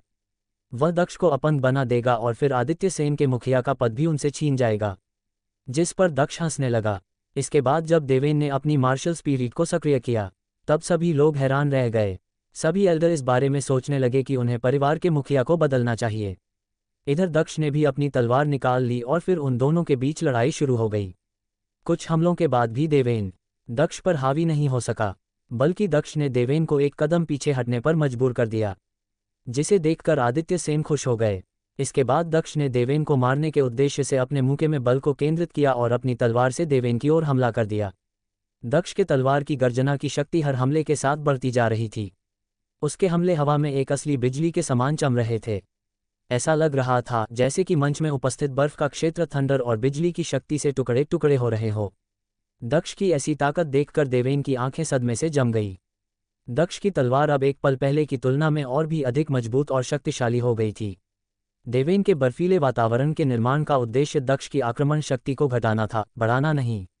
देवेन के मन में अभी यही बात चल रही थी कि दक्ष इतना शक्तिशाली कब से हो गया। इस समय देवेन को यह एहसास हो रहा था कि दक्ष के हमले न केवल मजबूत होते जा रहे थे, बल्कि उनसे एक मजबूत और शक्तिशाली ऊर्जा भी उत्पन्न होती जा रही थी। ऐसा लग रहा था जैसे वातावरण में उपस्थित सभी तत्वों की शक्ति दक्ष की तलवार में मिलकर तलवार की शक्ति बन रही हो, जिससे सारी बर्फ बिखर रही थी और दक्ष की ताकत लगातार बढ़ रही थी। ये देखकर देवेन ने तुरंत अपने दोनों हाथों को हवा में ऊपर उठाया। वह अब दक्ष की ताकत को कम आंकने की भूल नहीं कर रहा था। उसने एक मजबूत बर्फीली ऊर्जा का उपयोग किया, लेकिन अगले ही पल उसकी बर्फीली ऊर्जा भी दक्ष की तलवार की ओर आकर्षित होकर उसमें अवशोषित होने लगी। ये देखकर देवेन को विश्वास ही नहीं हो रहा था कि उसकी अपनी ताकत भी दक्ष की तलवार में समाहित हो रही है। इस समय उसकी आंखों में सदमा साफ देखा जा सकता था। तलवार मास्टर के रास्ते में जो कोई भी आएगा, उसे मिटा दिया जाएगा। ऐसी कोई भी ताकत नहीं जो तलवार शक्ति पर हावी हो सके, दक्ष ने कहा। इसके बाद दक्ष ने एक और कदम आगे बढ़ाया। उसकी तलवार की नोक से इस समय तेज रोशनी निकल रही थी। उसकी तलवार की नोक पर संग्रहित ऊर्जा आकाश और पृथ्वी की ऊर्जा से भी अधिक मजबूत लग रही थी। इस समय दक्ष देवेन की ओर चल रहा था। उसके हर एक कदम के साथ हवा में एक तेज गर्जना विस्फोट की आवाज़ आ रही थी, क्योंकि उसकी तलवार की धार उसके और देवेन के बीच हवा में उपस्थित बर्फ से टकरा रही थी। इधर देवेन के पैर अनजाने में और पीछे हटने लगे, क्योंकि अब उसके शरीर को दक्ष की तलवार से खतरे का एहसास हो रहा था। देवेन को देखकर ऐसा लग रहा था जैसे कि उसने अभी अभी एक अविश्वसनीय चीज़ देख ली हो। उसका चेहरा इस समय पूरी तरह से पीला पड़ चुका था। इस समय वहां पर उपस्थित लोगों की आंखें भी आश्चर्य से भरी हुई थी।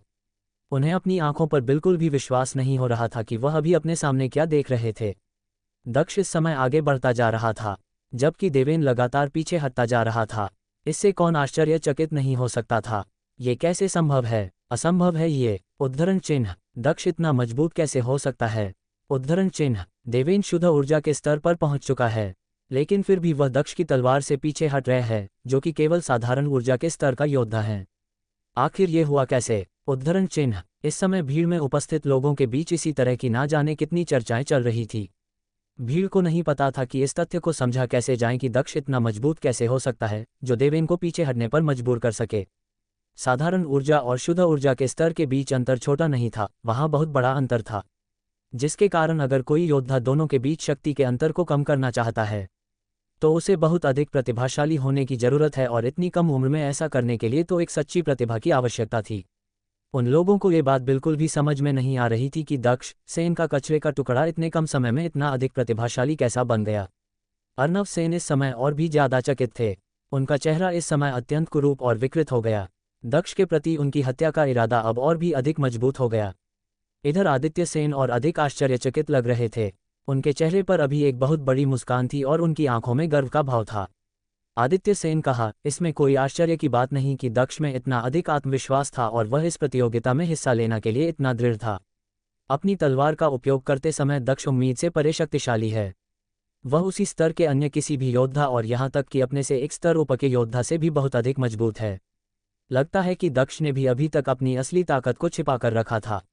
बहुत खूब। उद्धरण चिन्ह। इसके बाद आदित्य सेन ने मन में कहा, अभी तक दक्ष ने अपनी मार्शल स्पिरिट को जागृत नहीं किया है और इसीलिए उसने अभी तक अपनी मार्शल स्पिरिट को सक्रिय नहीं किया है। तो फिर अगर वह अपनी मार्शल को जागृत कर लेता है तब वह कितना मजबूत हो जाएगा। उद्धरण चिन्ह। इस समय उनके विचार तेजी से बढ़ रहे थे। उन्हें संतुष्टि महसूस हो रही थी। ऐसा लग रहा था जैसे कि आदित्य सेन अचानक दक्ष के भविष्य की उपलब्धियों को देख रहे हो। उन्हें ऐसा लग रहा था जैसे कि उनका बेटा अचानक एक किंवदंती बन रहा हो। इसके बाद आदित्य सेन ने एक चिढ़ाने वाले भाव से अर्नव सेन की ओर देखा। उन्हें अर्नव सेन के विकृत और कुरूप हो रहे चेहरे को देखकर खुशी हो रही थी। अर्घे। इधर मंच पर देवेन पागल हो रहा था। वह अपने सामने एक और बर्फ की सुरक्षा दीवार बनाने की कोशिश में चिल्ला रहा था, लेकिन वह सफल नहीं हो पा रहा था। आखिर तुम चिल्ला क्यों रहे हो? उद्धरण चिन्ह। देवेन को पागलों की तरह चिल्लाता हुआ देखकर दक्ष ने ठंडी मुस्कान साथ कहा। दक्ष की तलवार की ऊर्जा इस समय पूरे क्षेत्र में फैली हुई थी और घूम रही थी, जिसके कारण हवा में तेज झोंके उत्पन्न हो रहे थे, जो अपने रास्ते में आने वाली हर एक चीज को काटने में सक्षम प्रतीत हो रहे थे। इधर अब देवेन के पास जीतने का कोई भी मौका नहीं बचा था। उसका किया हुआ हर हमला दक्ष को चोट पहुंचाने के बजाय उसकी तलवार को और भी अधिक मजबूत बना रहा था। हुश। दक्ष ने अपनी तलवार से देवेन के ऊपर दोबारा हमला किया, जिससे देवेन के चारों ओर घूमने वाली बर्फ नष्ट हो गई। हालांकि इस बार देवेन को दक्ष की तलवार के हमले से तेज झटका लगा। उसके कपड़े फटे और उसके होंठों से खून टपकने लगा। भले ही दक्ष की तलवार ने देवेन को छुआ नहीं था, लेकिन दक्ष की तलवार से उत्पन्न ऊर्जा के कारण देवेन की ऐसी दयनीय हालत हो गई। इस समय देवेन को अपनी रीढ़ में ठंडक का एहसास हो रहा था, क्योंकि उसका शरीर पूरी तरह से ठंडा पड़ गया था। ये पहली बार था कि उसकी ही ठंडी ऊर्जा ने उसे इतना ठंडा महसूस कराया था। ठंड इतनी अधिक थी कि उसकी हड्डियां तक ठंडी हो गई थी। इससे भी अधिक चौंकाने वाली बात तो ये थी कि जिस ऊर्जा से वह घायल हुआ था वह उसकी अपनी ऊर्जा थी। वह न केवल घायल हुआ था बल्कि उसे खतरे का भी एहसास हो रहा था। इस समय दक्ष की तलवार बिना दया के उसे मारने का अवसर ढूंढ रही थी। अगर दक्ष को एक अवसर मिल जाता तो उसकी तलवार देवेन को मार डालती। अभी देवेन को एहसास हो रहा था कि उसकी जान वास्तव में खतरे में है। इतने समय तक उसे लग रहा था कि वह दक्ष को बिना किसी परेशानी के मार सकता था, लेकिन उसने ये कभी नहीं सोचा था कि स्थिति उसकी सोच से इतनी विपरीत होगी। देवेन को इस बात के लिए खुद से ही नफरत हो रही थी कि उसने किसी चपलता तकनीक का अभ्यास क्यों नहीं किया। इस समय उसे दक्ष के हमले से बचने और पीछे हटने का कोई भी रास्ता नहीं दिख रहा था। दक्ष का प्रत्येक हमला त्रुटिहीन और बिना किसी गलती के लगातार उसके ऊपर दबाव डाल रहा था और उसे पीछे हटने से रोक रहा था। दक्ष इस समय अपनी तलवार ऊर्जा के साथ पूर्ण सम्मिलन में था। बूम! अगले ही पल दक्ष की तलवार ऊर्जा ने बर्फ से बने वातावरण को नष्ट कर दिया। इसके बाद दक्ष ने आगे बढ़ना शुरू कर दिया। दक्ष की तलवार लगातार हवा में उपस्थित बर्फ के टुकड़ों से टकरा रही थी, जिससे वहां लगातार विस्फोटक ध्वनि गूंजती रही। ये दृश्य सर्वनाश जैसा था, जहां केवल एक तलवार ही अजेय प्रतीत हो रही थी। इधर ये दृश्य देखकर अर्नव सेन का चेहरा बदल गया। उन्होंने कहा, ये वास्तव में बहुत खतरनाक है। उद्धरण चिन्ह। इसके तुरंत बाद उन्होंने चिल्लाते हुए कहा, तुम कचरे के टुकड़े, वास्तव में बहुत मजबूत हुए हो, लेकिन अगर तुमने ऐसा करने की कोशिश की तो मैं तुम्हें मार डालूंगा। उद्धरण चिन्ह। इस समय वह बहुत गुस्से में थे। उन्होंने ये कभी नहीं सोचा था कि दक्ष, जिसे सभी कचरे का टुकड़ा कहते थे, वह एक दिन उसके सबसे बड़े बेटे को इस स्थिति तक पिटेगा। चुप रहो अर्नव सेन, क्या तुम भूल गए कि इसके लिए तुमने ही सुझाव दिया था? अब जबकि देवेन दक्ष से हार रहा है, तो तुम इस लड़ाई को रोकना चाहते हो? अर्नव सेन की बात सुनकर आदित्य सेन ने उन्हें फटकार लगाते हुए कहा, और ये कहने के तुरंत बाद वह अपनी जगह से जैसे गायब से हुए और तुरंत अर्नव सेन के करीब पहुंच गए, ताकि वह उसे रोक सके। उनके मन में अब अर्नव सेन के लिए कोई दया नहीं बची थी। भले ही आदित्य सेन के मन में अर्नव सेन के लिए थोड़ी बहुत मैत्रीपूर्ण भावनाएं थी, लेकिन अर्नव सेन के मन में उनके और उनके बेटे दक्ष के लिए हमेशा घृणा और नफरत ही थी। अब जबकि अर्नव सेन ने उनके सामने दक्ष की हत्या का प्रयास किया था, तो वह अब भी उनके प्रति विनम्र कैसे रह सकते थे? इसी समय मंच से देवेन की एक दर्दनाक चीख निकली, जिससे अर्नव सेन का चेहरा बदल गया। मेरे रास्ते से हट जाओ। उद्धरण चिन्ह। आदित्य सेन को अपने रास्ते से हटाते हुए अर्नव सेन ने गुस्से में कहा, तुम ये सोचने की गलती भी मत करना कि अपनी इतनी कम ताकत के साथ तुम अपनी मर्जी से कुछ भी कर सकते हो। आदित्य सेन भी अर्नव सेन से कड़े स्वर में कहा। इसके तुरंत बाद आदित्य सेन ने अपनी मार्शल स्पिरिट को सक्रिय कर दिया और वहां का वातावरण तुरंत बेहद ठंडा हो गया। ऐसा लगा जैसे कि दुनिया जम गई हो और समय रुक सा गया हो। अर्नव सेन जहां पर थे वहीं अपनी जगह पर वह जम गए। इधर मंच पर देवेन को देखते हुए दक्ष ने ठंडे स्वर में कहा, अब मैं और बर्दाश्त नहीं करूंगा। चूंकि तुम और तुम्हारा परिवार लगातार मुझे मारने का प्रयास करता रहता है, तो इसलिए आज मैं तुम्हें इसकी सजा दूंगा। उद्धरण चिन्ह। इस समय देवेन अपने घानवों को ढकते हुए खून को बहने से रोक रहा था, लेकिन जब उसने दक्ष की बात सुनी तब उसका शरीर कांप उठा। उसे इस समय दक्ष के शरीर से एक मजबूत हत्या के इरादे का एहसास हो रहा था। इधर दक्ष का चेहरा इस समय हृदयहीन था और वह ठंडी मुस्कान के साथ देवेन की ओर देखा रहा था। ऐसा लग रहा था कि दक्ष ये तय कर रहा था कि देवेन को क्षैतिज रूप से काटना है या सीधा। इसी समय ऐसा करने की हिम्मत भी मत करना। उद्धरण चिन्ह। दक्ष को एक लड़की की आवाज़ सुनाई दी। यह अनिमा थी। उसकी बर्फ और आग की सार्वभौमिक मार्शल स्पिरिट की ऊर्जा उसके शरीर से ज्वालामुखी की तरह फूट पड़ी और पूरे क्षेत्र में फैल गई, जिससे दक्ष को ऐसा लगा जैसे कि वह एक ही समय में बर्फ से जम रहा था और आग से जल रहा था। अनिमा भी तेजी से इस समय दक्ष की ओर दौड़ रही थी। भाड़ में जाओ। उद्धरण चिन्ह। दक्ष ने भी पलटते हुए कहा। इसके तुरंत बाद दक्ष ने अपनी तलवार से अनिमा की दिशा में हमला कर दिया, जिससे तलवार की नोक में संग्रहित सारी ताकत और ऊर्जा अनिमा की दिशा में बह गई। बूम! इसके बाद दक्ष की तलवार से निकली ऊर्जा से क्षेत्र में फैली बर्फ और आग की ऊर्जा तितर बितर होकर बिखर गई। अब आगे क्या होने वाला है? क्या दक्ष एक साथ देवेन और अनिमा का मुकाबला कर पाएगा? आखिर कैसे करेगा सामना दक्ष इन दोनों का एक ही समय में? क्या दक्ष इस स्थिति से निकल पाएगा? आपको क्या लगता है, क्या होंगे इन सभी सवालों के जवाब? हमें कमेंट बॉक्स में कमेंट करके जरूर बताएं और सभी सवालों के जवाब जानने के लिए पढ़ते रहिए रिबॉर्न इन मार्शल वर्ल्ड सिर्फ पॉकेट नोवेल पर, और लाइक जरूर से करें और कमेंट करें। नोट: हेलो दोस्तों, मुझे उम्मीद है कि आपको ये कहानी पसंद आ रही होगी और मैं वादा करता हूँ कि अगला चैप्टर आप लोगों को और भी ज़्यादा पसंद आएगा। अगर आपको हमारी ये नोवेल अच्छी लगी तो कृपया इसे अपने दोस्तों के साथ भी शेयर करें। चैरिटी 1। बड़े बुजुर्ग बलदेव सेन। पिछले अध्याय में दक्ष के तलवार की ताकत लगातार बढ़ती जा रही थी, जिसे देखकर देवेन की आंखें सदमे से भर गई। इसके बाद देवेन ने दोबारा अपने सामने बर्फीली ढाल का निर्माण किया, जिसे दक्ष की तलवार ने तोड़ दिया। इससे देवेन को प्रतिक्रिया का सामना करना पड़ा और उसके कपड़े फटे और साथ ही उसके मुंह से खून भी निकलने लगा। इधर ये सब देखकर अर्नव सेन गुस्से से पागल होकर दक्ष के ऊपर चिल्लाने लगे। तब आदित्य सेन ने अर्नव सेन को फटकार लगाए और उन्हें अपनी शक्ति से रोक दिया। इधर मंच पर दक्ष ने एक ठंडी मुस्कान के साथ देवेन से कहा कि अब उसे सजा भुगतनी होगी। तभी अनिमा भी वहां पहुंची और फिर उसकी आग और बर्फ की शक्ति वातावरण में फैल गई। तब दक्ष ने अपनी तलवार से अनिमा की दिशा में हमला किया, जिससे बर्फ और आग की शक्ति तितर बितर होकर बिखर गई। लेकिन इसी समय पर, इससे पहले कि दक्ष पूरी तरह से मुड़ पता, उसकी आंखों के सामने एक तेज तलवार चमकी, जिसने अगले ही पल उसका गला काट दिया। उस तलवार की ताकत के कारण दक्ष हवा में उड़ता हुआ पीछे की ओर चला गया। हवा में उड़ते हुए उसके गले से खून बह रहा था। तुमने ऐसा करने की हिम्मत कैसे की? मैं तुम्हें जिंदा नहीं छोड़ूंगा। उद्धरण चिन्ह। मंच के बाहर से ये दृश्य देखकर आदित्य सेन ने गुस्से में शोकपूर्ण चीख निकाली। दरअसल जब आदित्य सेन अर्नव सेन को रोक रहे थे, तब विजेंद्र सेन ने इस अवसर का लाभ उठाया और तुरंत मंच पर पहुंचकर उन्होंने दक्ष का गला काट दिया। आइस एज, आदित्य सेन ने चिल्लाते हुए कहा।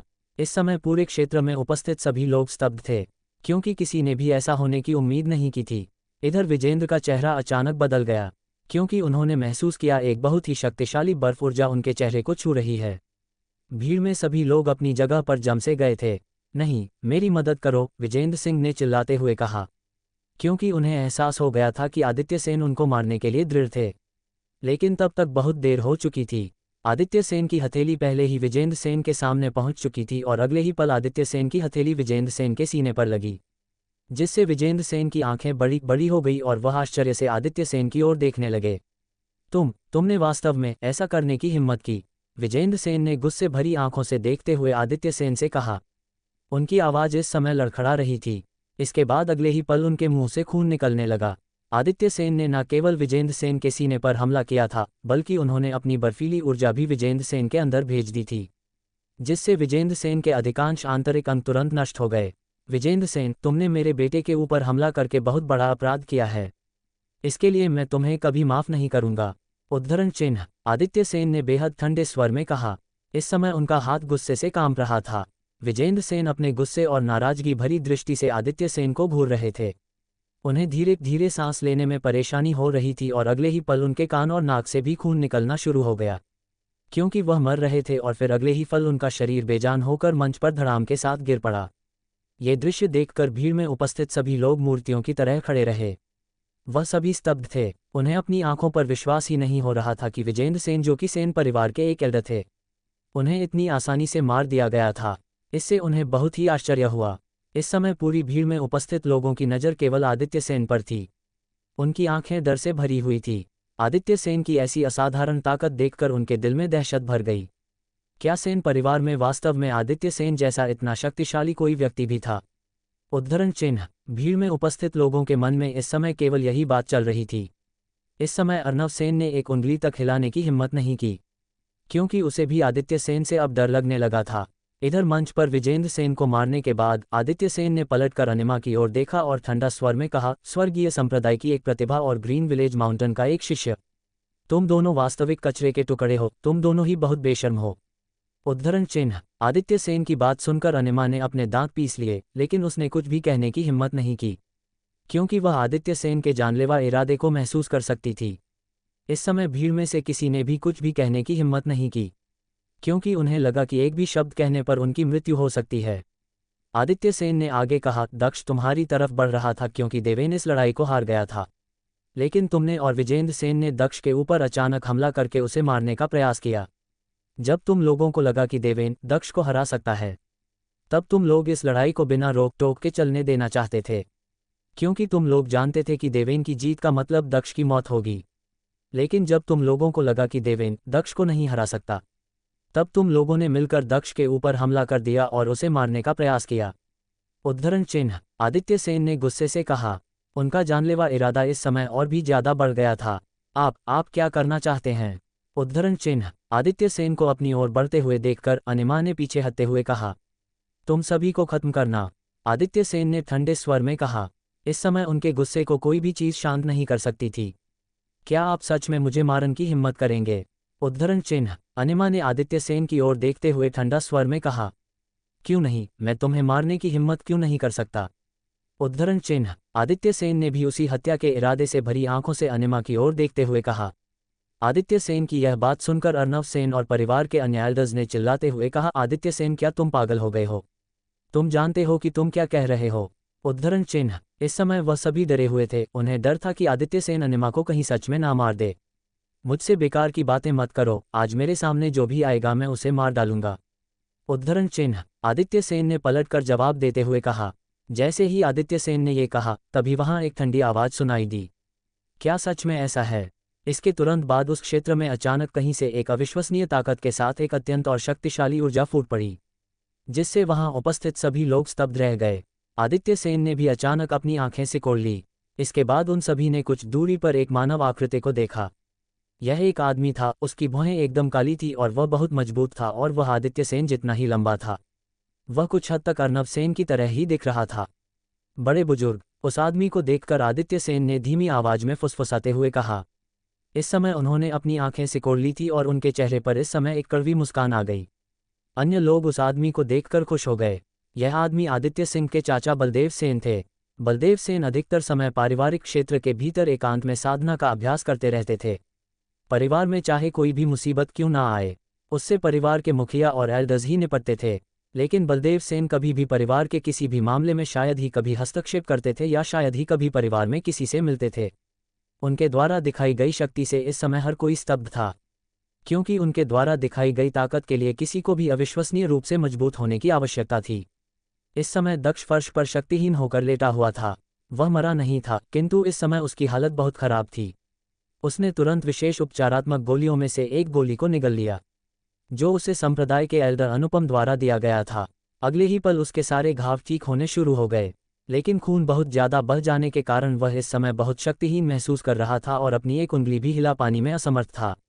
इसलिए वह फर्श पर ही लेटा रहा। जब उसने दूर से बलदेव सेन को देखा, तब दक्ष को याद आया कि उसने इन्हें आज तक केवल एक बार ही देखा था। बड़े बुजुर्ग, आदित्य सेन परिवार के मुखिया सेन परिवार को कोई महत्व नहीं देते। उन्होंने सेन परिवार के एल्डर विजेंद्र सेन को बड़ी बेरहमी से मार डाला। उद्धरण चिन्ह। और बड़े बुजुर्ग, इसके बाद भी उनका मन नहीं भरा और वह परिवार की सबसे बड़ी प्रतिभा अनिमा को भी मारना चाहते हैं। यहाँ तक कि उन्होंने यहाँ पर उपस्थित सभी एल्डर्स को भी धमकाया है। उद्धरण चिन्ह। बड़े बुजुर्ग, आप कृपया आदित्य सेन को उसके किए की सजा दें।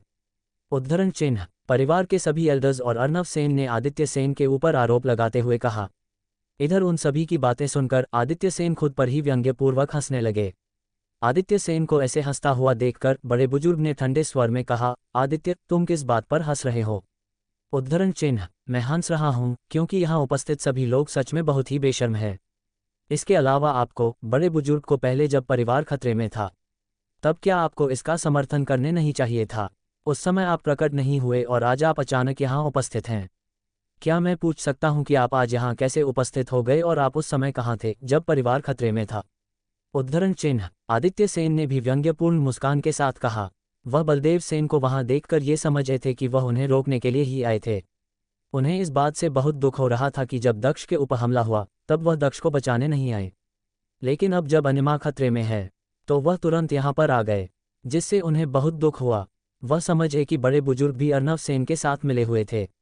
तुम बहुत ढीठ और घमंडी हो, तुम्हारी हिम्मत कैसे हुई मुझसे इस तरह से बात करने की? उद्धरण चिन्ह। आदित्य सेन की ऐसी बातें सुनकर बलदेव सेन ने भी ठंडे स्वर में आदित्य सिंह को फटकार लगाते हुए कहा। बड़े बुजुर्ग, भले ही आपको परिवार में एक ऊंचा दर्जा प्राप्त है, लेकिन मैं परिवार का मुखिया हूं और परिवार में होने वाले हर मामले पर अंतिम निर्णय मेरा ही होगा। आपको इसमें हस्तक्षेप करने का अधिकार नहीं है। उद्धरण चिन्ह। आदित्य सेन ने भी हठपूर्वक जवाब देते हुए कहा। वह बलदेव सेन को देखते हुए अपनी पीठ सीधी करके उनकी आंखों में आंखें डालकर देखते हुए खड़े थे। आदित्य सेन, तुम्हें बड़े बुजुर्ग से इस तरह बात करने का कोई अधिकार नहीं है। यह एक बहुत बड़ा अपराध है। बड़े बुजुर्ग केवल परिवार के बड़े बुजुर्ग नहीं है, बल्कि वह तुम्हारे परिवार के बुजुर्ग भी हैं। क्या तुम कनिष्ठ और वरिष्ठ के बीच सम्मान को भी महत्व नहीं देते हो? उद्धरण चिन्ह। अर्नव सेन ने इस अवसर का फायदा उठाते हुए बलदेव सेन को भड़काने का प्रयास करते हुए कहा, ताकि वह आदित्य सेन को सबक सिखा सके। अपराध? मैंने केवल इतना कहा कि सेन परिवार में अंतिम निर्णय मेरा होगा, क्योंकि मैं परिवार का मुखिया हूं और यह एक सच्चाई की बात है, आदित्य सेन ने कहा। यह कहने के बाद आदित्य सेन ने अर्नव सेन या किसी भी दूसरे एल्डर की ओर नहीं देखा और तुरंत घूमकर दक्ष की ओर चले गए। वह जानते थे कि इस स्थिति में क्या परिणाम हो सकता था। इसी समय अचानक एक बर्फीली हथेली आदित्य सेन की ओर बढ़ गई और वह आदित्य सेन की रक्षाहीन पीठ पर मजबूती से जा लगी। यह एक बहुत ही मजबूत हमला था, जिससे आदित्य सेन का पूरा शरीर ठंडा पड़ गया और उनके शरीर के अंदर ठंडक भर गई। इस समय उनका शरीर अचानक सफ़ेद दिखने लगा और वह एक कटी हुई पतंग की तरह हवा में उड़ते हुए दक्ष की ओर उड़ गए। उद्धरण चिन्ह। लेकिन इससे पहले कि आदित्य सेन जमीन पर गिरते, उन्हें एहसास हुआ कि उन्हें हवा में ही किसी ने पकड़ लिया है और जब उन्होंने अपना सिर उठा उस आदमी को देखा तो वह आश्चर्यचकित रह गए, क्योंकि उनको पकड़ने वाला कोई और नहीं बल्कि उनका ही अपना बेटा दक्ष था। उन्हें इस बात से हैरानी हो रही थी कि दक्ष का गला कट जाने के बाद भी वह मरा नहीं था। बल्कि वह इस समय भी पहले की तरह ही शांत खड़ा हुआ था और उसके शरीर पर एक भी चोट के निशान नहीं थे, जिससे उन्हें और भी ज्यादा आश्चर्य हुआ। लेकिन उन्होंने आश्चर्य के भाव को अपने चेहरे पर नहीं आने दिया और पहले की तरह ही शांत दिखे। इधर दक्ष को सुरक्षित देखकर अर्नव सेन और बाकी के लोग भी आश्चर्यचकित रह गए। उन्हें लगा था कि विजेंद्र सेन के हमले से दक्ष मर चुका होगा, लेकिन दक्ष को सुरक्षित देखकर उनका चेहरा स्तब्ध रह गया। इधर सुरक्षित रूप से जमीन पर उतरने के बाद आदित्य सेन ने अपने पीछे देखा और फिर उन्होंने बलदेव सेन को ठंडी नज़रों से देखते हुए और अपने मुंह से खून पोंछते हुए कहा, बड़े चाचा, आज से मैं आपके साथ अपने खून के रिश्ते को खत्म करता हूँ। आज से मेरा और आपका कोई रिश्ता नहीं होगा। उद्धरण चिन्ह। बलदेव सेन ने आदित्य सेन के ऊपर अचानक से हमला कर दिया था, जिससे उन्हें अपने शरीर में एक ठंडी चुभन का एहसास हो रहा था और वह थोड़ा कांप भी रहे थे। अगर दक्ष ने उन्हें हवा में ही नहीं पकड़ा होता तो वह बहुत दूर जा गिरते और संभवतः इससे और भी अधिक बुरी तरह से घायल हो जाते। उनके ऐसे कृत्य के बाद अब आदित्य सेन बलदेव सेन से किसी भी तरह का कोई रिश्ता नहीं रखना चाहते थे। अब आगे क्या होने वाला है? क्या करेंगे अब आदित्य सेन और दक्ष? क्या बलदेव सेन आदित्य सेन को सजा देंगे? क्या दक्ष अपने पिता के ऊपर हुए हमले का बदला लेगा? आपको क्या लगता है, क्या होंगे इन सभी सवालों के जवाब? हमें कमेंट बॉक्स में कमेंट करके जरूर बताएं और सभी सवालों के जवाब जानने के लिए पढ़ते रहिए रिबॉर्न इन मार्शल वर्ल्ड सिर्फ पॉकेट नोवेल पर, और लाइक जरूर से करें और कमेंट करें। चैरिटी 2 मुखिया का पद त्यागता हूँ। पिछले अध्याय में जब दक्ष मुड़ा तब विजेंद्र सेन ने अपनी तलवार से उसका गला काट दिया, जिसे देखकर आदित्य सेन क्रोधित हो गए और फिर उन्होंने केवल एक ही हमले से विजेंद्र सेन को मार डाला, जिससे वहां उपस्थित सभी लोग स्तब्ध रह गए। इसके बाद आदित्य सेन अनिमा की ओर बढ़ने लगे, जिससे अनिमा का शरीर थोड़ा कांप गया। जिसके बाद अचानक वहां पर एक आवाज आई, जिसे सुनकर आदित्य सेन ने उस इंसान की ओर देखा और फिर उनकी आंखें सिकुड़ गई। इसके बाद आदित्य सेन ने कहा कि वह परिवार के मुखिया हैं और यहाँ प्रत्येक मामले में अंतिम निर्णय उनका ही होगा। इसके बाद अर्नव सेन ने बलदेव सेन को भड़काने का प्रयास किया, जिसे देखकर आदित्य सेन के चेहरे पर एक कड़वी मुस्कान आ गई। जब आदित्य सेन दक्ष की ओर बढ़े तब बलदेव सेन ने आदित्य सेन के ऊपर हमला कर दिया। इसके बाद दक्ष ने आदित्य सेन को हवा में ही पकड़ लिया। दक्ष को सुरक्षित देखकर सभी लोग चौंक गए। इसके बाद आदित्य सेन ने कहा कि अब से वह अपने खून के रिश्ते को नष्ट करते हैं। हमारे बीच वास्तव में खून का रिश्ता है, इसलिए मैं तुम्हें नहीं मारूंगा, बस यहाँ से दफा हो जाओ। उद्धरण चिन्ह। बलदेव सेन ने ठंडे स्वर में कहा। उन्हें पहले उम्मीद थी कि आदित्य सेन उनके हमले को रोक लेगा, इसलिए उन्होंने बिना किसी हिचकिचाहट के उसके ऊपर हमला कर दिया। लेकिन उन्होंने ये नहीं सोचा था कि आदित्य सेन बिल्कुल भी हमले का विरोध नहीं करेंगे। अभी जो कुछ भी हुआ उससे उनके मन में इस समय मिश्रित भावनाएं उत्पन्न हो गई। अनिमा परिवार में एक प्रसिद्ध व्यक्ति थी और उसकी ताकत लगातार बढ़ती जा रही थी।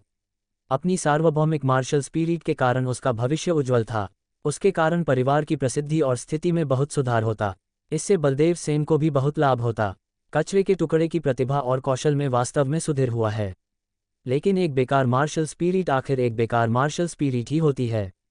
दक्ष कभी भी अनिमा के स्तर पर नहीं पहुंच पाएगा। उद्धरण चिन्ह। बलदेव सेन ने मन में सोचा। इधर मंच पर बलदेव सेन की बात खत्म होने के बाद आदित्य सेन ने कहा, तो ठीक है फिर, आज से मेरा आदित्य सेन का सेन परिवार से किसी भी तरह से कोई भी रिश्ता नहीं होगा। मैं सेन परिवार और सेन परिवार के मुखिया का पद त्यागता हूँ। उद्धरण चिन्ह। आदित्य सेन की ये बात सुनकर भीड़ में उपस्थित सभी लोग स्तब्ध रह गए। अर्नव सेन और उसके समर्थन वाले एल्डर आदित्य सेन की ये बात सुनकर खुश हो गए और उनके चेहरे पर एक बड़ी सी मुस्कान आ गई। वे हमेशा आदित्य सेन को मुखिया के पद से हटाना चाहते थे और अब आदित्य सेन ने स्वयं मुखिया का पद त्याग दिया था, जिससे वह सभी खुश हो गए। बलदेव सेन ने ये सुनकर अपनी त्योरियां चढ़ा ली। इसके बाद इधर मंच पर आदित्य सेन ने कमजोर आवाज में कहा, दक्ष चलो हम जा रहे हैं। उद्धरण चिन्ह। इस पर दक्ष ने भी अपना सिर हिलाया। भले ही उसने आदित्य सेन को बचा लिया था, लेकिन वह अभी भी बहुत कमजोर था और बोलने में असमर्थ था। इस समय वह अपने मन में नफरत और पछतावा महसूस कर रहा था। उसका इतना खून बह चुका था कि उसका शरीर सफ़ेद पड़ने लगा था, लेकिन इसके बाद भी यह चौंकाने वाली बात थी कि वह अभी भी जीवित था। दक्ष खड़े होने में सक्षम था, लेकिन उसमें चलने की ताकत नहीं थी, इसलिए वह आदित्य सेन के सहारे उस क्षेत्र से बाहर चला गया। उसने सेन परिवार के लोगों की ओर मुड़कर देखा तक नहीं। उसके दिल की गहराई में उसने सेन परिवार के सभी लोगों को अंकित कर लिया था और जब वह मजबूत हो जाएगा तब वह इन सभी से बदला लेगा। सेन परिवार के सभी लोग दक्ष और उसके पिता को जाते हुए देख रहे थे। उन्हें इस समय समझ नहीं आ रहा था कि अभी यहाँ पर क्या हुआ था। वह सभी इस समय उलझन में थे। दक्ष को परिवार में एक बेकार इंसान और कचरे का टुकड़ा माना जाता था, लेकिन फिर भी दक्ष के पास ऐसी ताकत थी, उसकी ऊर्जा इतनी मजबूत थी कि उसने शुद्ध ऊर्जा के स्तर पर एक योद्धा को हरा दिया और अनंत को कीड़े की तरह रेंगने पर मजबूर कर दिया। लोगों के मन में केवल यही बात चल रही थी कि क्या कोई कचरे का टुकड़ा इस तरह से चीज़ों को कर सकता था। आदित्य सेन ने अपने केवल एक ही वार से विजेंद्र सेन को मार डाला था और उन्होंने वहां उपस्थित सभी लोगों को ये धमकी भी दी कि अगर कोई उनके रास्ते में आएगा तो वह उन्हें भी मार डालेंगे। अगर बड़े बुजुर्ग आज यहाँ आकर उन्हें नहीं रोकते तो उन्हें रोकने की हिम्मत कौन करता। दुर्भाग्यवश अनिमा अर्नव सेन की बेटी थी, जिसके पास सार्वभौमिक मार्शल स्पिरिट थी और जो बहुत ही प्रतिभाशाली थी, जिसे परिवार का भविष्य माना जा रहा था। अन्यथा आदित्य सेन हमेशा सेन परिवार के मुखिया बने रहते। इस लड़ाई के बाद से लोगों के मन में दक्ष और आदित्य सेन के प्रति उनकी राय बदल गई थी। अब उनके मन में उन दोनों के लिए सम्मान का भाव था। इधर आदित्य सेन और दक्ष की आकृति को वहां से गायब होता हुआ देखकर बड़े बुजुर्ग बलदेव सेन ने धीमी आवाज में कहा, बड़े अफसोस की बात है, अगर हमने मिलकर काम किया होता तो हम परिवार को ऊंचाइयों तक ले जाते, हमें किसी भी चीज की चिंता नहीं होती। उद्धरण चिन्ह। ये कहने के बाद उन्होंने एक आह भरी। वह अब स्थिति को नहीं बदल सकते थे, वह केवल इस स्थिति को स्वीकार कर सकते थे। दूसरी तरफ आदित्य सेन का मकान। आदित्य सेन अपने कमरे में बैठे ध्यान कर रहे थे। एक सफ़ेद रंग की धुंधिया रोशनी उनके शरीर के चारों ओर घूम रही थी और उनके शरीर में लगातार अवशोषित हो रही थी। यह उनके शरीर के सभी घावों को ठीक करते हुए उनके शरीर के अंदर उपस्थित बलदेव सेन की बर्फीली ऊर्जा को खत्म कर रही थी। कुछ देर बाद उन्होंने अपनी आंखें खोली और उनके शरीर से अचानक रोशनी निकलने लगी। पिताजी, अब आप कैसे हैं? उद्धरण चिन्ह। आदित्य सेन के बगल में बैठे दक्ष ने कहा, मेरी सारी चोटें लगभग ठीक हो चुकी है। दक्ष, ये गोलियां वास्तव में अद्भुत है। आपको ये गोलियां कहाँ से मिली? अपने हाथ में विशेष गोलियों की बोतल को देखते हुए आदित्य सेन ने कहा। यहाँ आने के बाद दक्ष ने अपने पिता को ठीक करने के लिए प्रोटेक्टर अनुपम द्वारा दी गई विशेष गोली की बोतल को अपने पिता को दे दिया था। उन गोलियों में से एक को निगलने के बाद उनकी चोटें जल्दी से ठीक होने लगी थी। पिताजी, मुझे ये गोलियां 4 पर्वतीय संप्रदाय के संरक्षकों में से एक ने दी थी। दक्ष ने अपने चेहरे पर एक बड़ी सी मुस्कान के साथ कहा। इसके बाद दक्ष ने अपने मन में कहा, लगता है कि मुझे अवसर मिलने पर संरक्षक अनुपम को धन्यवाद देना होगा। उद्धरण चिन्ह। दक्ष ने ये सोचा भी नहीं था कि उन विशेष गोलियों का उसके पिता के ऊपर इतना गहरा असर होगा। जब दक्ष ने गौरव के ऊपर उन विशेष गोलियों का असर देखा था, तब उसने पहले ही ये सोच लिया था कि ये विशेष गोलियां सच में बहुत रहस्यमय है। बड़े बुजुर्ग का हमला जो उसके पिता पर हुआ था, अगर वह हमला गौरव के ऊपर होता तो वह तुरंत खून के पेस्ट में बदल जाता। लेकिन आदित्य सेन बहुत मजबूत थे, जिसके कारण वह बड़े बुजुर्ग के हमले से बचने में सक्षम रहे। आदित्य सेन के ऊपर उन विशेष गोलियों के असर को देखकर अब दक्ष को पता चला कि ये विशेष गोलियां कितनी शक्तिशाली है। इधर दक्ष की बात सुनकर आदित्य सेन ने कहा, ओह, ये बात है। दक्ष, अब आपको शायद 4 पर्वतीय संप्रदाय वापस जाना चाहिए। मुझे भरोसा है कि कुछ ही समय में आप अनिमा से भी मजबूत हो जाएंगे। उद्धरण चिन्ह। अनिमा से अधिक मजबूत। आदित्य सेन की ये बात सुनकर दक्ष अपने मन में मुस्कुराने लगा। उसकी नज़र में अनिमा का स्तर एक महत्वहीन स्तर था। साधना का मार्ग अत्यंत विशाल था और दक्ष साधना के उस स्तर तक पहुंचना चाहता था जहां कोई भी नहीं पहुंच सका था। इसके बाद दक्ष ने कहा, ठीक है पिताजी, लेकिन आपका क्या? आप कहाँ जाएंगे? उद्धरण चिन्ह। दक्ष इस बात को लेकर उत्सुक था कि अब उसके पिता का आगे का क्या इरादा था। मैं शंकरपुर सिटी जाऊंगा, आदित्य सेन ने कहा। शंकरपुर सिटी। आदित्य सेन की बात सुनकर दक्ष स्तब्ध रह गया। शंकरपुर सिटी कुनलुन देश का सबसे बड़ा, सबसे व्यस्त, सबसे शक्तिशाली और विकसित देश था। शंकरपुर सिटी में सेन परिवार जैसे छोटे परिवारों को रातों रात गायब किया जा सकता था, क्योंकि शंकरपुर सिटी के परिवार बेहद शक्तिशाली थे। इधर दक्ष को स्तब्ध और चिंतित देखकर आदित्य सेन कहा, चिंता मत करो, मैं जानता हूं कि शंकरपुर सिटी असाधारण मजबूत योद्धाओं से भरी हुई है। मैं वहां किसी को मारने या कोई परेशानी पैदा करने नहीं जा रहा हूं। मेरा वहां जाने का मन है, इसीलिए मैं वहां जा रहा हूं। मेरे वहां जाने से कोई दिक्कत नहीं होगी। तुम और भी अधिक अभ्यास करो और मजबूत बनो। जब तुम मजबूत हो जाओगे तब तुम मुझसे मिलने शंकरपुर सिटी आ जाना। उद्धरण चिन्ह। आदित्य सेन की ये बात सुनकर दक्ष ने राहत की सांस ली और वह शांत हो गया। दक्ष को ऐसे देखकर आदित्य सेन के चेहरे पर भी मुस्कान आ गई। इसके बाद आदित्य सेन ने खड़े होते हुए कहा, ठीक है, चलो चलते हैं। उद्धरण चिन्ह। ये कहने के बाद उन्होंने अपने कमरे से कुछ पेंटिंग और कुछ स्क्रोल उठाए और दक्ष के पास पैक करने के लिए कुछ नहीं था, इसलिए उसने कुछ नहीं लिया। इसके बाद वह दोनों एक साथ भवन से बाहर चले गए और जल्द ही वह दोनों अपने घोड़े पर सवार होकर शाहपुर सिटी के बाहर आ गए। शाहपुर सिटी के बाहर पहुंचकर उन दोनों ने आकाश की ओर देखा और फिर इसके बाद आदित्य सेन ने मुड़कर शाहपुर सिटी की ओर देखा। उनके चेहरे पर इस समय एक उदासी थी। इसके बाद उन्होंने स्वयं को स्थिर किया और फिर उन्होंने मुस्कुराते हुए दक्ष की ओर देखते हुए कहा, दक्ष, अब यहाँ से हम दोनों एक साथ नहीं जा सकते। हमारे रास्ते यहाँ से अलग होते हैं। आप पहले जाए, ठीक है? उद्धरण चिन्ह। पिताजी, आपके जाने तक मैं यहीं पर रुकना चाहता हूँ। कृपया आप पहले जाए, दक्ष ने अपना सिर हिलाते हुए कहा। दक्ष की बात सुनकर आदित्य सेन थोड़े चकित रह गए, लेकिन फिर उन्होंने मुस्कुराते हुए कहा, ठीक है दक्ष, यहाँ ही बुरे इरादों वाले लोग हैं। आपको उनसे सावधान रहना चाहिए। उद्धरण चिन्ह। इस पर दक्ष ने अपना सिर हिलाया।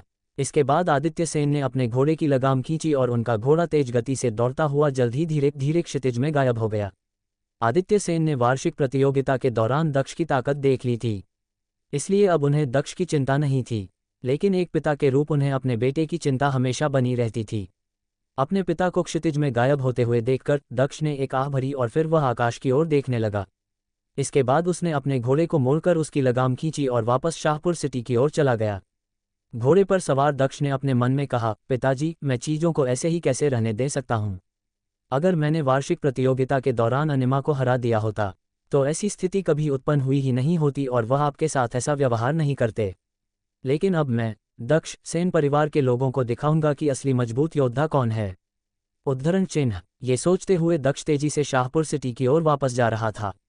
कुछ समय बाद आकाश में काले बादल छाए हुए थे और तेज बारिश हो रही थी और इस बारिश के पानी के कारण हवा में मिट्टी की खुशबू फैल रही थी। सड़कों पर चलने वाले लोग इधर उधर भागते हुए बारिश से बचने के लिए जगह ढूंढ रहे थे। इस बारिश में एक युवक जिसने अपने सिर पर एक वाटरप्रूफ कैप पहन रखा था, वह अपने चेहरे पर एक उदासीन भाव के साथ अपने घोड़े पर सवार होकर एक रेस्तरां की ओर बढ़ रहा था। रेस्तरां के पास पहुंचकर उस युवक ने अपना घोड़ा उस रेस्तरां के एक कर्मचारी को देते हुए कहा, मेरे वापस आने तक मेरे घोड़े का अच्छे से ख्याल रखना। उद्धरण चिन्ह। ये कहने के बाद वह युवक उस रेस्तरां के अंदर चला गया। बारिश के कारण रेस्तरां में लोगों की काफ़ी भीड़ थी और वहां लोगों की हंसी की आवाज़ें आ रही थी। रेस्तरां का नीचे का मंजिल इतना भरा हुआ था कि वहां से लोगों के बीच से होकर निकलना भी मुश्किल हो गया था। रेस्तरां हर तरह के लोगों से भरा हुआ था। इनमें वो लोग भी थे जो वार्षिक प्रतियोगिता को देखने और उसमें हिस्सा लेने के लिए आए थे। चारों ओर बातों की आवाज़ें सुनाई दे रही थी। चर्चा और घटनाओं के विषय में बातों से पूरा वातावरण भरा हुआ था। क्या तुमने सुना कि कल क्या हुआ? कल सेन परिवार के मुखिया और उनके बेटे, जिसे कचरे का टुकड़ा माना जाता था, उसे परिवार से निष्कासित कर दिया गया। आखिरकार सेन परिवार ने अपनी सबसे शर्मनाक चीज़ को बाहर करने का फैसला कर ही लिया। उद्धरण चिन्ह। हाँ, तुम्हें मुझे ये सब बताने की कोई आवश्यकता नहीं है। ये बात पूरे शाहपुर सिटी में पहले ही फैल चुकी है। अर्नव सेन बहुत मजबूत है। ये खबर पूरे शाहपुर सिटी में पहले ही फैल चुकी है कि कैसे अर्नव सेन ने आदित्य सेन को हराया और फिर उन्हें परिवार से खदेड़ दिया। उद्धरण चिन्ह। इस तरह की चर्चाएं इस समय उस रेस्तरां में लोगों के बीच चल रही थी। अब आगे क्या होने वाला है? कौन फैला रहा है ये झूठी अफवाहें? आखिर कौन है वह युवक जो इस रेस्तरां में आया है? आखिर अब दक्ष क्या करने वाला था शाहपुर सिटी वापस आकर? आपको क्या लगता है, क्या होंगे इन सभी सवालों के जवाब? हमें कमेंट बॉक्स में कमेंट करके जरूर बताएं और सभी सवालों के जवाब जानने के लिए पढ़ते रहिए रिबोन इन मार्शल वर्ल्ड सिर्फ पॉकेट नोवेल पर, और लाइक जरूर से करें और कमेंट करें। Charity 3 miss Shivani. पिछले अध्याय में बलदेव सेन ने कहा कि उनके बीच खून के रिश्ते के कारण वह आदित्य सेन को नहीं मारेंगे। इसके बाद आदित्य सेन ने कहा कि वह सेन परिवार और परिवार के मुखिया के पद का त्याग करते हैं। इसके बाद वह और दक्ष वहां से चले गए। उन दोनों को जाता हुआ देखकर बलदेव सेन ने एक आह भरी। उन्होंने कहा कि अगर वह साथ होते तो परिवार को एक नई ऊंचाइयों तक ले जाते। उनके पास स्थिति को बदलने की ताकत नहीं थी। इधर दक्ष ने आदित्य सेन को विशेष गोलियां दी, जिससे उनकी चोटें जल्दी ही ठीक हो गई। इसके बाद आदित्य सेन ने कहा कि वह शंकरपुर सिटी जाएंगे, जिससे दक्ष स्तब्ध रह गया। इसके बाद आदित्य सेन ने दक्ष को समझाया कि वह ठीक रहेंगे। इसके बाद वह दोनों वहां से चले गए। रास्ते में दक्ष ने कहा कि वह यहाँ रुकना चाहता है, जिसके बाद वह वापस शाहपुर सिटी चला गया। शाहपुर सिटी के एक रेस्तरां में बहुत भीड़ थी। वहां चर्चा चल रही थी कि कैसे अर्नव सेन ने आदित्य सेन को हराकर उन्हें सेन परिवार से बाहर कर दिया। वहीं कुछ लोगों ने आगे चर्चा करते हुए कहा, हालांकि अर्नव सेन बहुत मजबूत है, लेकिन उनके बेटे और बेटी भी बहुत प्रतिभाशाली हैं। वह दोनों ही शुद्ध ऊर्जा के स्तर पर पहुंच चुके हैं। उनकी भविष्य की उपलब्धियों के बारे में बताने की तो आवश्यकता ही नहीं है। उद्धरण चिन्ह। इतनी कम उम्र में शुद्ध ऊर्जा के स्तर पर पहुंचने के लिए उन्हें खुद पर बहुत गर्व होना चाहिए। वह दोनों उस कचरे के टुकड़े से कहीं अधिक मजबूत है। ऐसा कहा जा रहा है कि जब दक्ष देवेन से हार रहा था, तब आदित्य सेन ने बिना किसी चेतावनी के देवेन के ऊपर हमला कर दिया, लेकिन सौभाग्य से अर्नव सेन ने उसे बचा लिया। इसके बाद उन्होंने आदित्य सेन को हराकर उन्हें परिवार से बाहर कर दिया गया। ऐसा कहा जा रहा है कि अगर देवेन और दक्ष के बीच लड़ाई जारी रहती तो दक्ष देवेन के हाथों मारा जाता। उद्धरण चिन्ह, एक परिवार के मुखिया के रूप में आदित्य सेन कितने बेशर्म है कि उन्होंने एक कनिष्ठ पर हमला किया। उद्धरण चिन्ह, उस रेस्तरां में इसी तरह की अनेकों चर्चाएं लोगों के बीच खूब चल रही थी। वह सभी इस बात पर टिप्पणी कर रहे थे कि सेन परिवार में क्या हुआ था। इस समय तक वह युवक जिसने वाटरप्रूफ कैप पहना हुआ था, उसने अपनी टोपी निकाल ली थी और रेस्तरां के पहली मंजिल पर पहुंच चुका था। जब वह टेबल पर बैठने ही वाला था, तब उसने उन लोगों की टिप्पणी सुनी और फिर उसके चेहरे पर एक छोटी सी कड़वी मुस्कान आ गई। इसके बाद वह युवक पहली मंजिल पर एक टेबल पर बैठ गया। उस युवक को इस समय बहुत गुस्सा आ रहा था, क्योंकि यह युवक कोई और नहीं बल्कि दक्ष था। शाहपुर सिटी वापस आने के बाद दक्ष इस रेस्तरां की ओर आ गया। ये वही रेस्तरां था जहां दक्ष ने चेतश को ऊपरी मंजिल से खिड़की के बाहर फेंक दिया था। द विसल रेस्तरां, ये सभी झूठ जाहिर है कि अर्नव सेन के द्वारा फैलाया गया है। क्या अर्नव सेन और उसका परिवार वास्तव में इतना मजबूत हो सकता है? हाँ, दक्ष ने अपने चेहरे पर एक व्यंग्यात्मक मुस्कान के साथ कहा। अर्नव सेन की बेशर्मी की कोई हद नहीं दिख रही थी। उन्होंने यहाँ तक कह दिया कि उन्होंने व्यक्तिगत रूप से आदित्य सेन को हराया, जो कि साफ झूठ था। इससे दक्ष को गुस्सा कैसे नहीं आ सकता था। इसी समय जब दक्ष पहली मंजिल पर आकर एक टेबल पर बैठा हुआ था, तब रेस्तरां के एक कर्मचारी ने उसका अभिवादन करते हुए कहा, प्रिय अतिथि, क्या मैं आपकी कोई सहायता कर सकता हूँ? उद्धरण चिन्ह, मुझे पीने के लिए चाय और खाने के लिए कुछ चाहिए, दक्ष ने उस कर्मचारी से कहा। जिसके बाद कर्मचारी ने हाँ में अपना सिर हिलाया और फिर वह तुरंत दक्ष का ऑर्डर लेने चला गया। कुछ ही समय में दक्ष के टेबल पर खाने की चीजें और चाय पहुंच गया। इसके बाद दक्ष ने अपने चाय के कप से एक चुस्की लेते हुए कहा, ये चाय सचमुच बढ़िया है। आज मुझे खुशी है कि मेरे पिता आखिरकार सेन परिवार के बंधनों से मुक्त हो गए। मैंने सुना था कि विसल रेस्तरां नवीनतम समाचार जानने के लिए एक बहुत जगह है। मुझे आश्चर्य है कि क्या कोई मुझे यहाँ वार्षिक प्रतियोगिता से संबंधित किसी समाचार के बारे में बताएगा। उद्धरण चिन्ह, ये कहने के बाद दक्ष अपने चाय का आनंद लेने लगा। इस समय उसे अंदर से आराम महसूस हो रहा था कि अब उसके पिता मुक्त हुए थे, लेकिन उसे इस बात का अफसोस भी था कि वह अभी इतना मजबूत नहीं है कि वह सेन परिवार से अपने पिता के अपमान का बदला ले सके। जब दक्ष अपने चाय का आनंद ले रहा था, तभी उस रेस्तरां में 3 लोगों ने प्रवेश किया, जिनमें 2 महिलाएं और 1 पुरुष थे। उन तीनों को रेस्तरां में प्रवेश करते देखकर वहां उपस्थित सभी की नज़रें उन तीनों पर पड़ी। वह तीनों अभी अभी एक महंगी गाड़ी से उतरकर इस रेस्तरां में आए थे और उन्हें देखकर ऐसा लग रहा था जैसे कि वह सभी बहुत घमंडी थे और उनमें बहुत आत्मविश्वास था। उन दोनों लड़कियों ने पीले रंग का कपड़ा पहना हुआ था, जबकि लड़के ने नीले रंग का कपड़ा पहना हुआ था। उनकी उपस्थिति भी बहुत प्रभावशाली थी। इसके साथ ही वह दोनों लड़कियां भी बहुत सुंदर और उनका शरीर आकर्षक था। वहां उपस्थित सभी लोगों की नज़र उन तीनों में से विशेष रूप से एक लड़की पर टिकी हुई थी। बारिश होने के बाद भी उस लड़की के शरीर पर पानी का एक भी बूंद नहीं था। उसने पीले रंग के कपड़े का एक सेट पहना हुआ था और बाल में हेयरपिन लगाया हुआ था। वह समुद्र की तरह शांत लग रही थी। उसकी आंखें पानी तरह साफ थी और उसका शरीर बेहद आकर्षक था। ऐसा लग रहा था जैसे कि आकर्षण उसकी आत्मा से निकल रही हो। उस लड़की के बगल में वह दूसरी लड़की खड़ी हुई थी, लेकिन वह पहली वाली लड़की की तुलना में अपेक्षाकृत कम सुंदर थी। पहली लड़की के बगल में उसकी शोभा खत्म हो गई थी। वह दोनों लड़कियां जल्द ही पहली मंजिल पर पहुंच गई, जबकि वह युवक नीचे की मंजिल पर रुका रहा। इसके बाद वह दूसरी लड़की अपने आसपास बैठने के लिए एक जगह ढूंढने लगी। मिस, लगता है कि यहाँ बैठने के लिए सीट नहीं है। कुछ समय तक देखने के बाद उस दूसरी लड़की ने पहली लड़की से कहा। आज इस रेस्तरां में सामान्य से अधिक भीड़ थी, जिसके कारण वहां बैठने के लिए सीटें नहीं थी। तभी उस दूसरी लड़की की नज़र एक टेबल पर पड़ी, जहां एक युवक अकेला बैठा हुआ था। यह युवक दक्ष था। इसके बाद उस दूसरी लड़की ने कहा, मिस, एक पल रुकिए। उद्धरण चिन्ह, ये कहने के बाद वह दक्ष की ओर बढ़ गई। जब वह लड़की दक्ष के टेबल के पास पहुंची, तब दक्ष ने अपना सिर उठाकर उस लड़की की ओर देखा और फिर उसने कहा, जी, क्या आपको मुझसे कुछ चाहिए? उद्धरण चिन्ह, इस पर उस दूसरी लड़की ने कहा, हाँ, वास्तव में मुझे तुमसे कुछ चाहिए। उद्धरण चिन्ह, ये कहने के बाद उस लड़की ने एक चांदी का सिक्का निकाला और फिर उसने उस चांदी के सिक्के को दक्ष की टेबल पर फेंकते हुए कहा, मुझे तुम्हारी ये टेबल चाहिए। इसके बदले में तुम ये सिक्का रख सकते हो।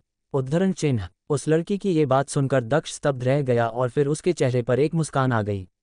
इसके बाद उसने भी एक चांदी का सिक्का निकाला और उसे मेज पर रख दिया। दक्ष को ऐसा करते हुए देखकर उस लड़की ने अपनी त्योरियां चढ़ा ली और कहा, इसका क्या मतलब है? उद्धरण चिन्ह, इस पर दक्ष ने अपना सिर उठाया और उस लड़की की आंखों में देखते हुए कहा, मुझे तुम्हारी बात पसंद नहीं आई। इसलिए मैं तुम्हें ये सिक्का दे रहा हूँ ताकि तुम यहाँ से चली जाओ और दूसरी मेज ढूंढ लो। मैं यहाँ से नहीं जा रहा हूँ। उद्धरण चिन्ह, तुम्हारी इतनी हिम्मत। दक्ष की बात सुनकर उस लड़की ने क्रोधित स्वर में कहा। इसके तुरंत बाद उसने ठंडे स्वर में कहा, तुम्हारी हिम्मत कैसे हुई मुझसे इस तरह से बात करने की? क्या तुम जानते भी हो कि मैं कौन हूँ? उद्धरण चिन्ह, लेकिन इधर दक्ष को उस लड़की की बातों से कोई फर्क नहीं पड़ रहा था। वह आराम से और अपने चेहरे पर शांत भाव के साथ अपने चाय की चुस्की लेता रहा। मुझे इससे कोई मतलब नहीं है कि तुम कौन हो, तुम बस यहाँ से चली जाओ, दक्ष ने उदासीनता से कहा।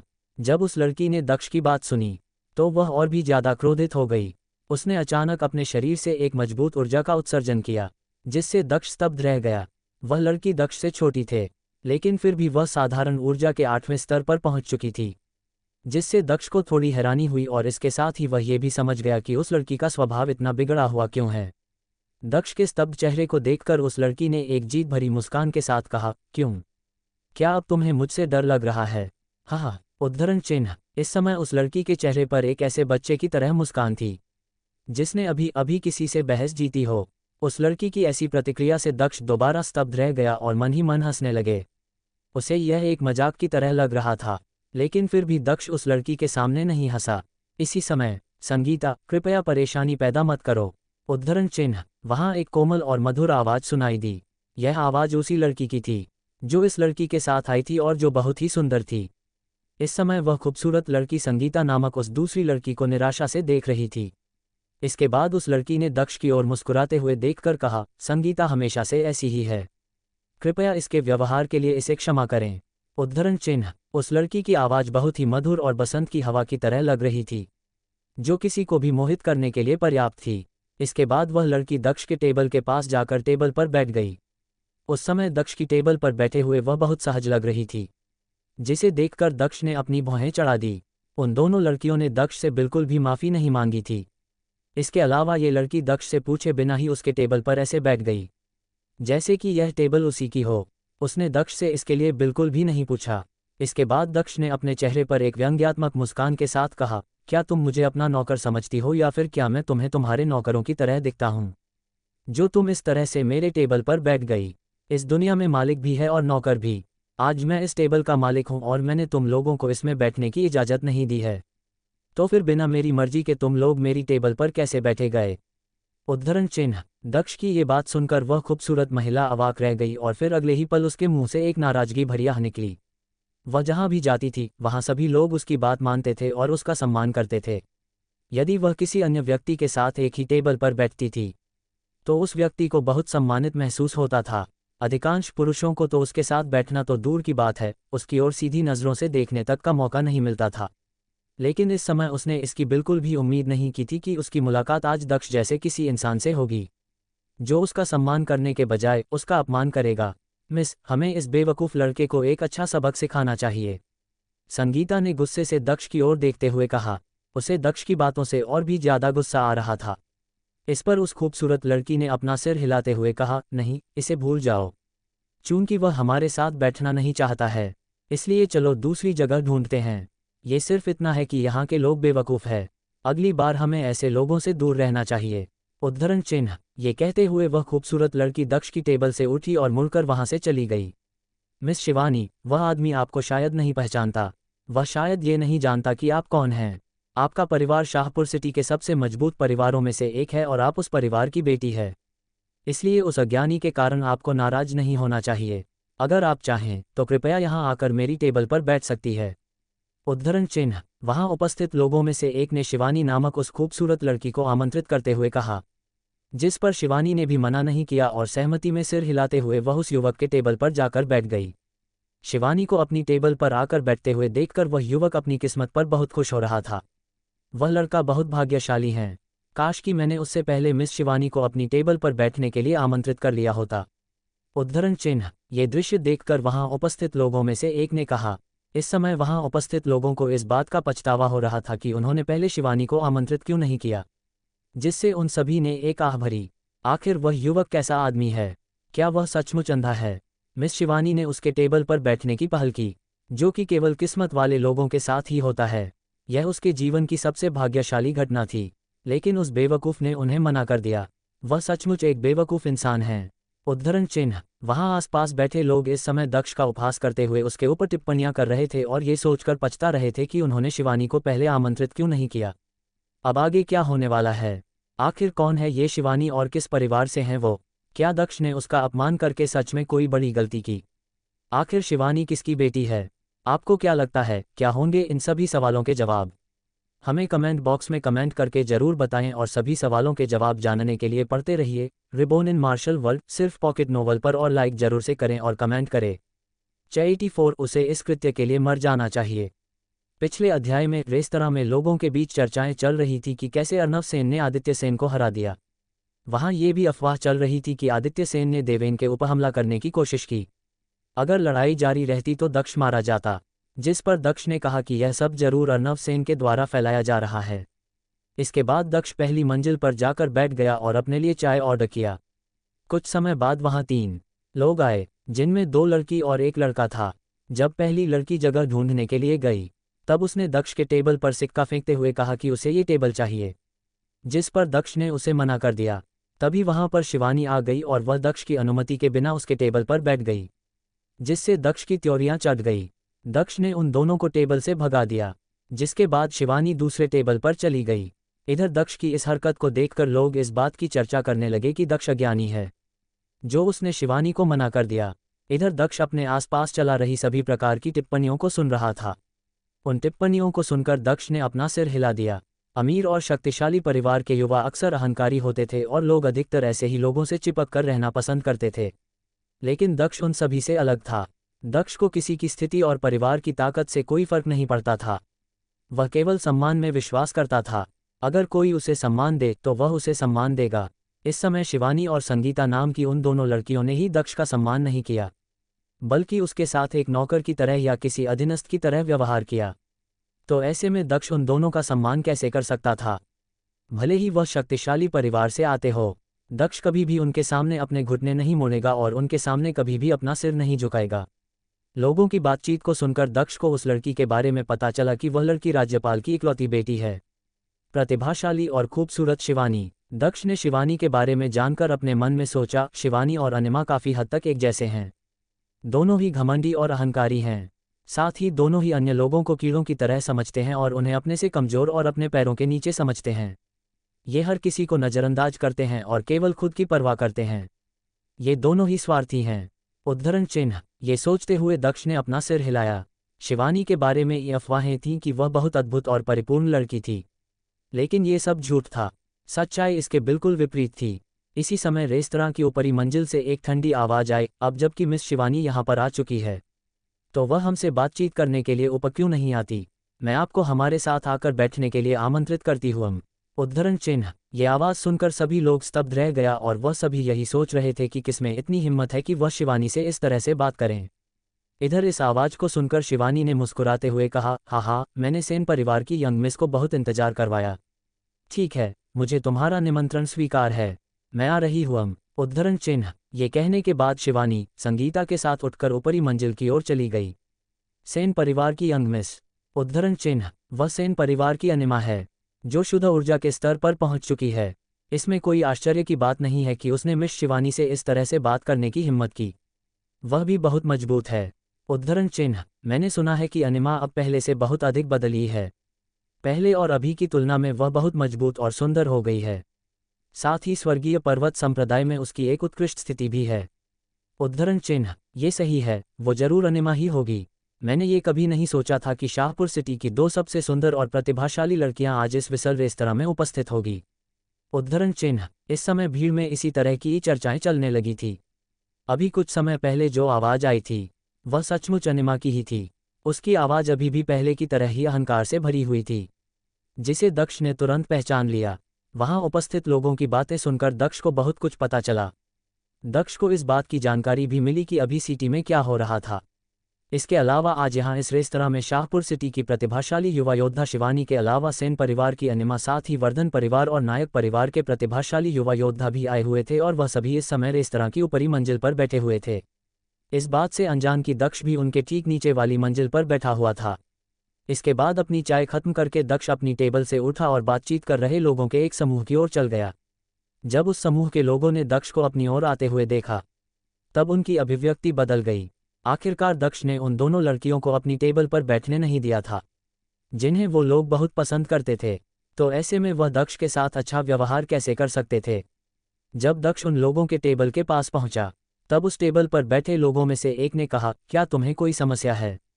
उद्धरण चिन्ह। उस आदमी की आवाज़ से ये साफ पता चल रहा था कि वह दक्ष को नापसंद करता था। इधर उस आदमी की बात सुनकर भी दक्ष ने कुछ नहीं कहा और बस मुस्कुराते हुए उसने अपनी जेब से 2 चांदी के सिक्के निकाले और उन्हें मेज पर फेंक दिया। इसके बाद दक्ष ने कहा, क्या मैं यहाँ तुम लोगों के साथ बैठ सकता हूँ? उद्धरण चिन्ह। मेज पर चांदी के सिक्कों को देखकर उन लोगों की अभिव्यक्ति दोबारा बदली और वह सभी तुरंत मिलनसार और खुशमिजाज हो गए। उनमें से एक ने तुरंत जवाब देते हुए कहा, हाँ हाँ, क्यों नहीं, जरूर, तुम हमारे साथ जरूर बैठ सकते हो। उद्धरण चिन्ह। दरअसल 9 देशों के इस महाद्वीप में मुद्रा के रूप में सोने, चांदी, कांस्य और कीमती पत्थरों का उपयोग किया जाता था। शक्तिशाली परिवारों के पास कीमती पत्थर तो थे, लेकिन उन्हें अपने दैनिक खर्चों के लिए सोने और चांदी के सिक्कों की आवश्यकता पड़ती थी। ये ध्यान में रखते हुए कि किसी योद्धा की साधना में प्रगति के लिए बहुत सारे पैसे खर्च होते थे। कोई भी इंसान इतनी आसानी से मिल रहे चांदी के सिक्कों को छोड़ने की भूल कभी नहीं करेगा। इसी तरह से दक्ष के द्वारा दिए गए चांदी के सिक्कों को भी उस समूह के लोगों ने तुरंत पकड़ लिया और फिर उन्होंने दक्ष के बैठने के लिए उसे कुर्सी दी। दक्ष के बैठ जाने के बाद एक आदमी ने पूछा, बताओ भाई, आपको किस चीज़ में हमारी मदद चाहिए? उद्धरण चिन्ह। इस पर दक्ष ने मुस्कुराते हुए कहा, ये थोड़ा अजीब हो सकता है, लेकिन क्या तुम लोग मुझे ये बता सकते हो कि राज्यपाल की बेटी शिवानी और मजबूत परिवारों के युवा लोग आज यहाँ द विसल रेस्तरां में क्यों एकत्रित हुए हैं? उद्धरण चिन्ह। भाई, ये तो सभी लोग जानते हैं कि शहर के मजबूत परिवार शाहपुर सिटी में वार्षिक प्रतियोगिता की तैयारी कर रहे हैं। मिस शिवानी ने आज शाहपुर सिटी के शक्तिशाली परिवारों के युवा योद्धाओं को मिलने के लिए बुलाया है, ताकि वह उन्हें इस प्रतियोगिता से संबंधित जानकारी दे सके। बेसिक इसमें मिस शिवानी के अन्य इरादे भी हो सकते हैं। उद्धरण चिन्ह। इसके बाद दूसरे आदमी ने कहा, जैसा कि हर कोई जानता है कि शहर का राज्यपाल हर साल शाहपुर सिटी में एक प्रतियोगिता आयोजित कराता है, जिसमें शाहपुर सिटी के अनेक परिवारों के युवा योद्धा भाग लेते हैं। इस साल भी कोई अपवाद नहीं है। मिस शिवानी राज्यपाल का प्रतिनिधित्व करती है। उन्होंने शहर के सभी कुलीन परिवारों के योद्धाओं को कुछ जानकारी देने के लिए यहाँ बुलाया है। साथ ही वह अपने प्रतिद्वंद्वी के ताकत के बारे में जानने के लिए भी उनसे मिलने आए हैं। उद्धरण चिन्ह। जब दक्ष ने ये सभी बातें सुनी, तब उसके चेहरे पर अचानक हंसी आ गई। शाहपुर सिटी में होने वाली वार्षिक प्रतियोगिता कोई रहस्य की बात नहीं थी। ये वार्षिक प्रतियोगिता पारिवारिक वार्षिक प्रतियोगिता से अलग होती थी। पारिवारिक वार्षिक प्रतियोगिता में केवल परिवार के सदस्य ही हिस्सा ले सकते थे, लेकिन शाहपुर सिटी में होने वाली वार्षिक प्रतियोगिता में सभी शीर्ष परिवारों के सदस्य भाग ले सकते थे। दक्ष भी ये जानता था, इसीलिए वह 4 पर्वतीय संप्रदाय में नहीं गया, बल्कि वह शाहपुर सिटी में वापस आ गया, ताकि वह शाहपुर सिटी में होने वाले वार्षिक प्रतियोगिता में हिस्सा ले सके। इसके बाद दक्ष ने पूछा, मैंने सुना है कि इस वर्ष की वार्षिक प्रतियोगिता दूसरे वर्षों की तुलना में अलग होने वाली है। मैंने सुना था कि इस वर्ष की वार्षिक प्रतियोगिता में ऐसे लोग भी हिस्सा लेने के पात्र हैं जो शाहपुर सिटी से नहीं है। क्या ये बात सच है या फिर ये सिर्फ अफवाह है? उद्धरण चिन्ह। ये बिल्कुल सच है। राज्यपाल उत्कृष्ट प्रतिभा वाले लोगों को अपने परिवार के शिष्य के रूप में भर्ती करना चाहता है, इसलिए उसने सभी लोगों को इस वर्ष वार्षिक प्रतियोगिता में हिस्सा लेने की अनुमति दी है, चाहे वह शाहपुर सिटी से हो या फिर अन्य शहरों से। टेबल में बैठे एक अन्य युवक ने कहा, ठीक है, मैं समझता हूँ। इन सभी जानकारी के लिए धन्यवाद, इससे मुझे बहुत मदद मिली। दक्ष ने उन लोगों से विनम्रता से कहा। अब वो सब कुछ जान गया था जो वह जानना चाहता था। इसके बाद वह जल्द ही वहाँ से चला गया और अपनी टेबल पर वापस आ गया। रेस्तरां का माहौल बहुत शोर शराबे वाला था, जिससे दक्ष को सिर दर्द होने लगा था। दक्ष के अपनी टेबल पर जाते ही पहली मंजिल पर एक ठंडी आवाज़ सुनाई दी, शिवानी, क्या वह लड़का अभी भी वहाँ है जिसने तुम्हारे साथ बदतमीजी की थी? मुझे बताओ कि वह कहाँ है। मैं अभी जाकर उसे अच्छा सबक सिखाता हूँ और उसे एक अपंग बना देता हूँ। उद्धरण चिन्ह। इस आवाज़ को सुनकर वहाँ उपस्थित सभी लोग चौंक गए। इसके बाद जब उन सभी ने पलटकर देखा, तब उन्होंने पाया कि ऊपरी मंजिल पर जाने वाली सीढ़ियों के पास कुछ लोग खड़े थे। इस समय उन सीढ़ियों से 2 लोग धीरे धीरे नीचे आ रहे थे, जिनमें पहली लड़की संगीता थी, जो अभी शिवानी के साथ उपई थी, और दूसरा एक लड़का था जो पहले निचली मंजिल पर था। उस लड़के का नाम दर्शन था। उस लड़के की बात सुनकर भीड़ में उपस्थित लोगों ने धीमी आवाज में कहा, वह लड़का सचमुच बहुत दुर्भाग्यशाली है कि उसने यहाँ शिवानी को नाराज किया। आज उसकी पिटाई निश्चित थी। उद्धरण चिन्ह। इस समय कुछ लोगों को इस चीज़ का अफसोस भी हो रहा था कि अब दक्ष के साथ बुरा होने वाला था। उस आदमी ने बहुत लापरवाही से काम किया है। उसने बिना वजह के परेशानी खड़ी कर ली है। मुझे उम्मीद है कि वह अपनी गलती को सुधार सकता है। लोगों को हमेशा सावधान रहना चाहिए और किसी को भी बिना वजह परेशान नहीं करना चाहिए, क्योंकि दुनिया बहुत बड़ी है और यहाँ बहुत से मजबूत योद्धा हैं जिन्हें नाराज नहीं किया जा सकता है। उद्धरण चिन्ह। भीड़ में उपस्थित एक और आदमी ने फुसफुसाते हुए कहा। इस समय वहां उपस्थित सभी लोग दक्ष की ओर देखकर कानाफूसी कर रहे थे। उनकी नज़र में दक्ष ने शिवानी को नाराज करके बहुत बड़ी गलती की थी, जिसकी सजा उसे मिलनी ही थी। हालांकि इधर दक्ष ने किसी की भी प्रतिक्रिया पर कोई भी ध्यान नहीं दिया। उसके सिर में तेज दर्द हो रहा था और उसे इस समय हल्का चक्कर भी आ रहा था। इधर दर्शन की बात सुनकर संगीता ने दक्ष की ओर इशारा करते हुए कहा, वो रहा वहां पर। उसी ने शिवानी को अपनी टेबल पर बैठने से मना कर दिया था। उद्धरण चिन्ह। संगीता की बात सुनकर दर्शन दक्ष की दिशा में देखने लगा। हाँ, उसे इस कृत्य के लिए मर जाना चाहिए। उद्धरण चिन्ह। दक्ष की ओर देखते हुए दर्शन ने मुस्कुराकर कहा। उसकी अभिव्यक्ति बेहद ठंडी लग रही थी। इसके बाद वह धीरे धीरे दक्ष की ओर चला गया। दक्ष के पास पहुंचकर दर्शन ने कहा, क्या तुम में बहुत आत्मविश्वास है जो तुमने इस तरह से शिवानी का अपमान करने का साहस किया। तुमने मिस शिवानी को नाराज करके बहुत बड़ी गलती की है और इसके लिए अब तुम्हें सजा भुगतनी होगी। उद्धरण चिन्ह। आप उससे बात करके समय क्यों बर्बाद कर रहे हैं। उस पागल आदमी की साधना को जल्दी से नष्ट करके उसे अपंग बना दो। उद्धरण चिन्ह। दर्शन को दक्ष के सामने बात करता हुआ देखकर संगीता ने अधीरतापूर्वक कहा, हे ठीक। दर्शन ने मुस्कुराते हुए कहा। इसके बाद उसने अपनी ऊर्जा जारी की और दक्ष के ऊपर दबाव डालने का प्रयास किया। ये देखकर दक्ष ने अंततः उसके ऊपर ध्यान दिया। इतने समय तक वह दर्शन के ऊपर बिल्कुल भी ध्यान नहीं दे रहा था। दक्ष ने अपना सिर उठाकर अपनी तेज नज़रों से दर्शन की ओर देखा। दक्ष की अभिव्यक्ति एकदम ठंडी थी। दक्ष की ऐसी ठंडी अभिव्यक्ति से दर्शन का शरीर कांप गया और जब उसने दक्ष का चेहरा देखा तो उसकी अभिव्यक्ति भी अचानक बदल गई। ये दक्ष है, ये वास्तव में, ये वही है। दर्शन ने अपने मन में थोड़ा चौंकते हुए कहा। इस समय दर्शन के शरीर से निकलने वाली ऊर्जा अचानक गायब हो गई थी। दर्शन ने ये कभी भी उम्मीद नहीं की थी कि जिस व्यक्ति के बारे में इस समय पूरे रेस्तरां में चर्चाएं चल रही थी वह दक्ष यहीं पर होगा और उसने ही वास्तव में शिवानी को नाराज करने का साहस किया होगा। इससे उसे बहुत आश्चर्य हुआ। अब आगे क्या होने वाला है। आखिर दर्शन दक्ष को देखकर इतना हैरान क्यों रह गया। अब क्या करने वाला था दर्शन दक्ष के साथ। क्या दक्ष यहाँ से सही सलामत बाहर जा पाएगा। क्या होगा अब दक्ष के साथ आगे। आपको क्या लगता है, क्या होंगे इन सभी सवालों के जवाब। हमें कमेंट बॉक्स में कमेंट करके जरूर बताएं और सभी सवालों के जवाब जानने के लिए पढ़ते रहिए रिबॉर्न इन मार्शल वर्ल्ड सिर्फ पॉकेट नोवेल पर और लाइक जरूर से करें और कमेंट करें। 85 क्या तुम्हें यहाँ शिवानी ने भेजा है। पिछले अध्याय में अपने आसपास चल रही टिप्पणियों को सुनकर दक्ष ने अपना सिर हिलाया। उसे अनिमा और शिवानी एक जैसी ही लगी।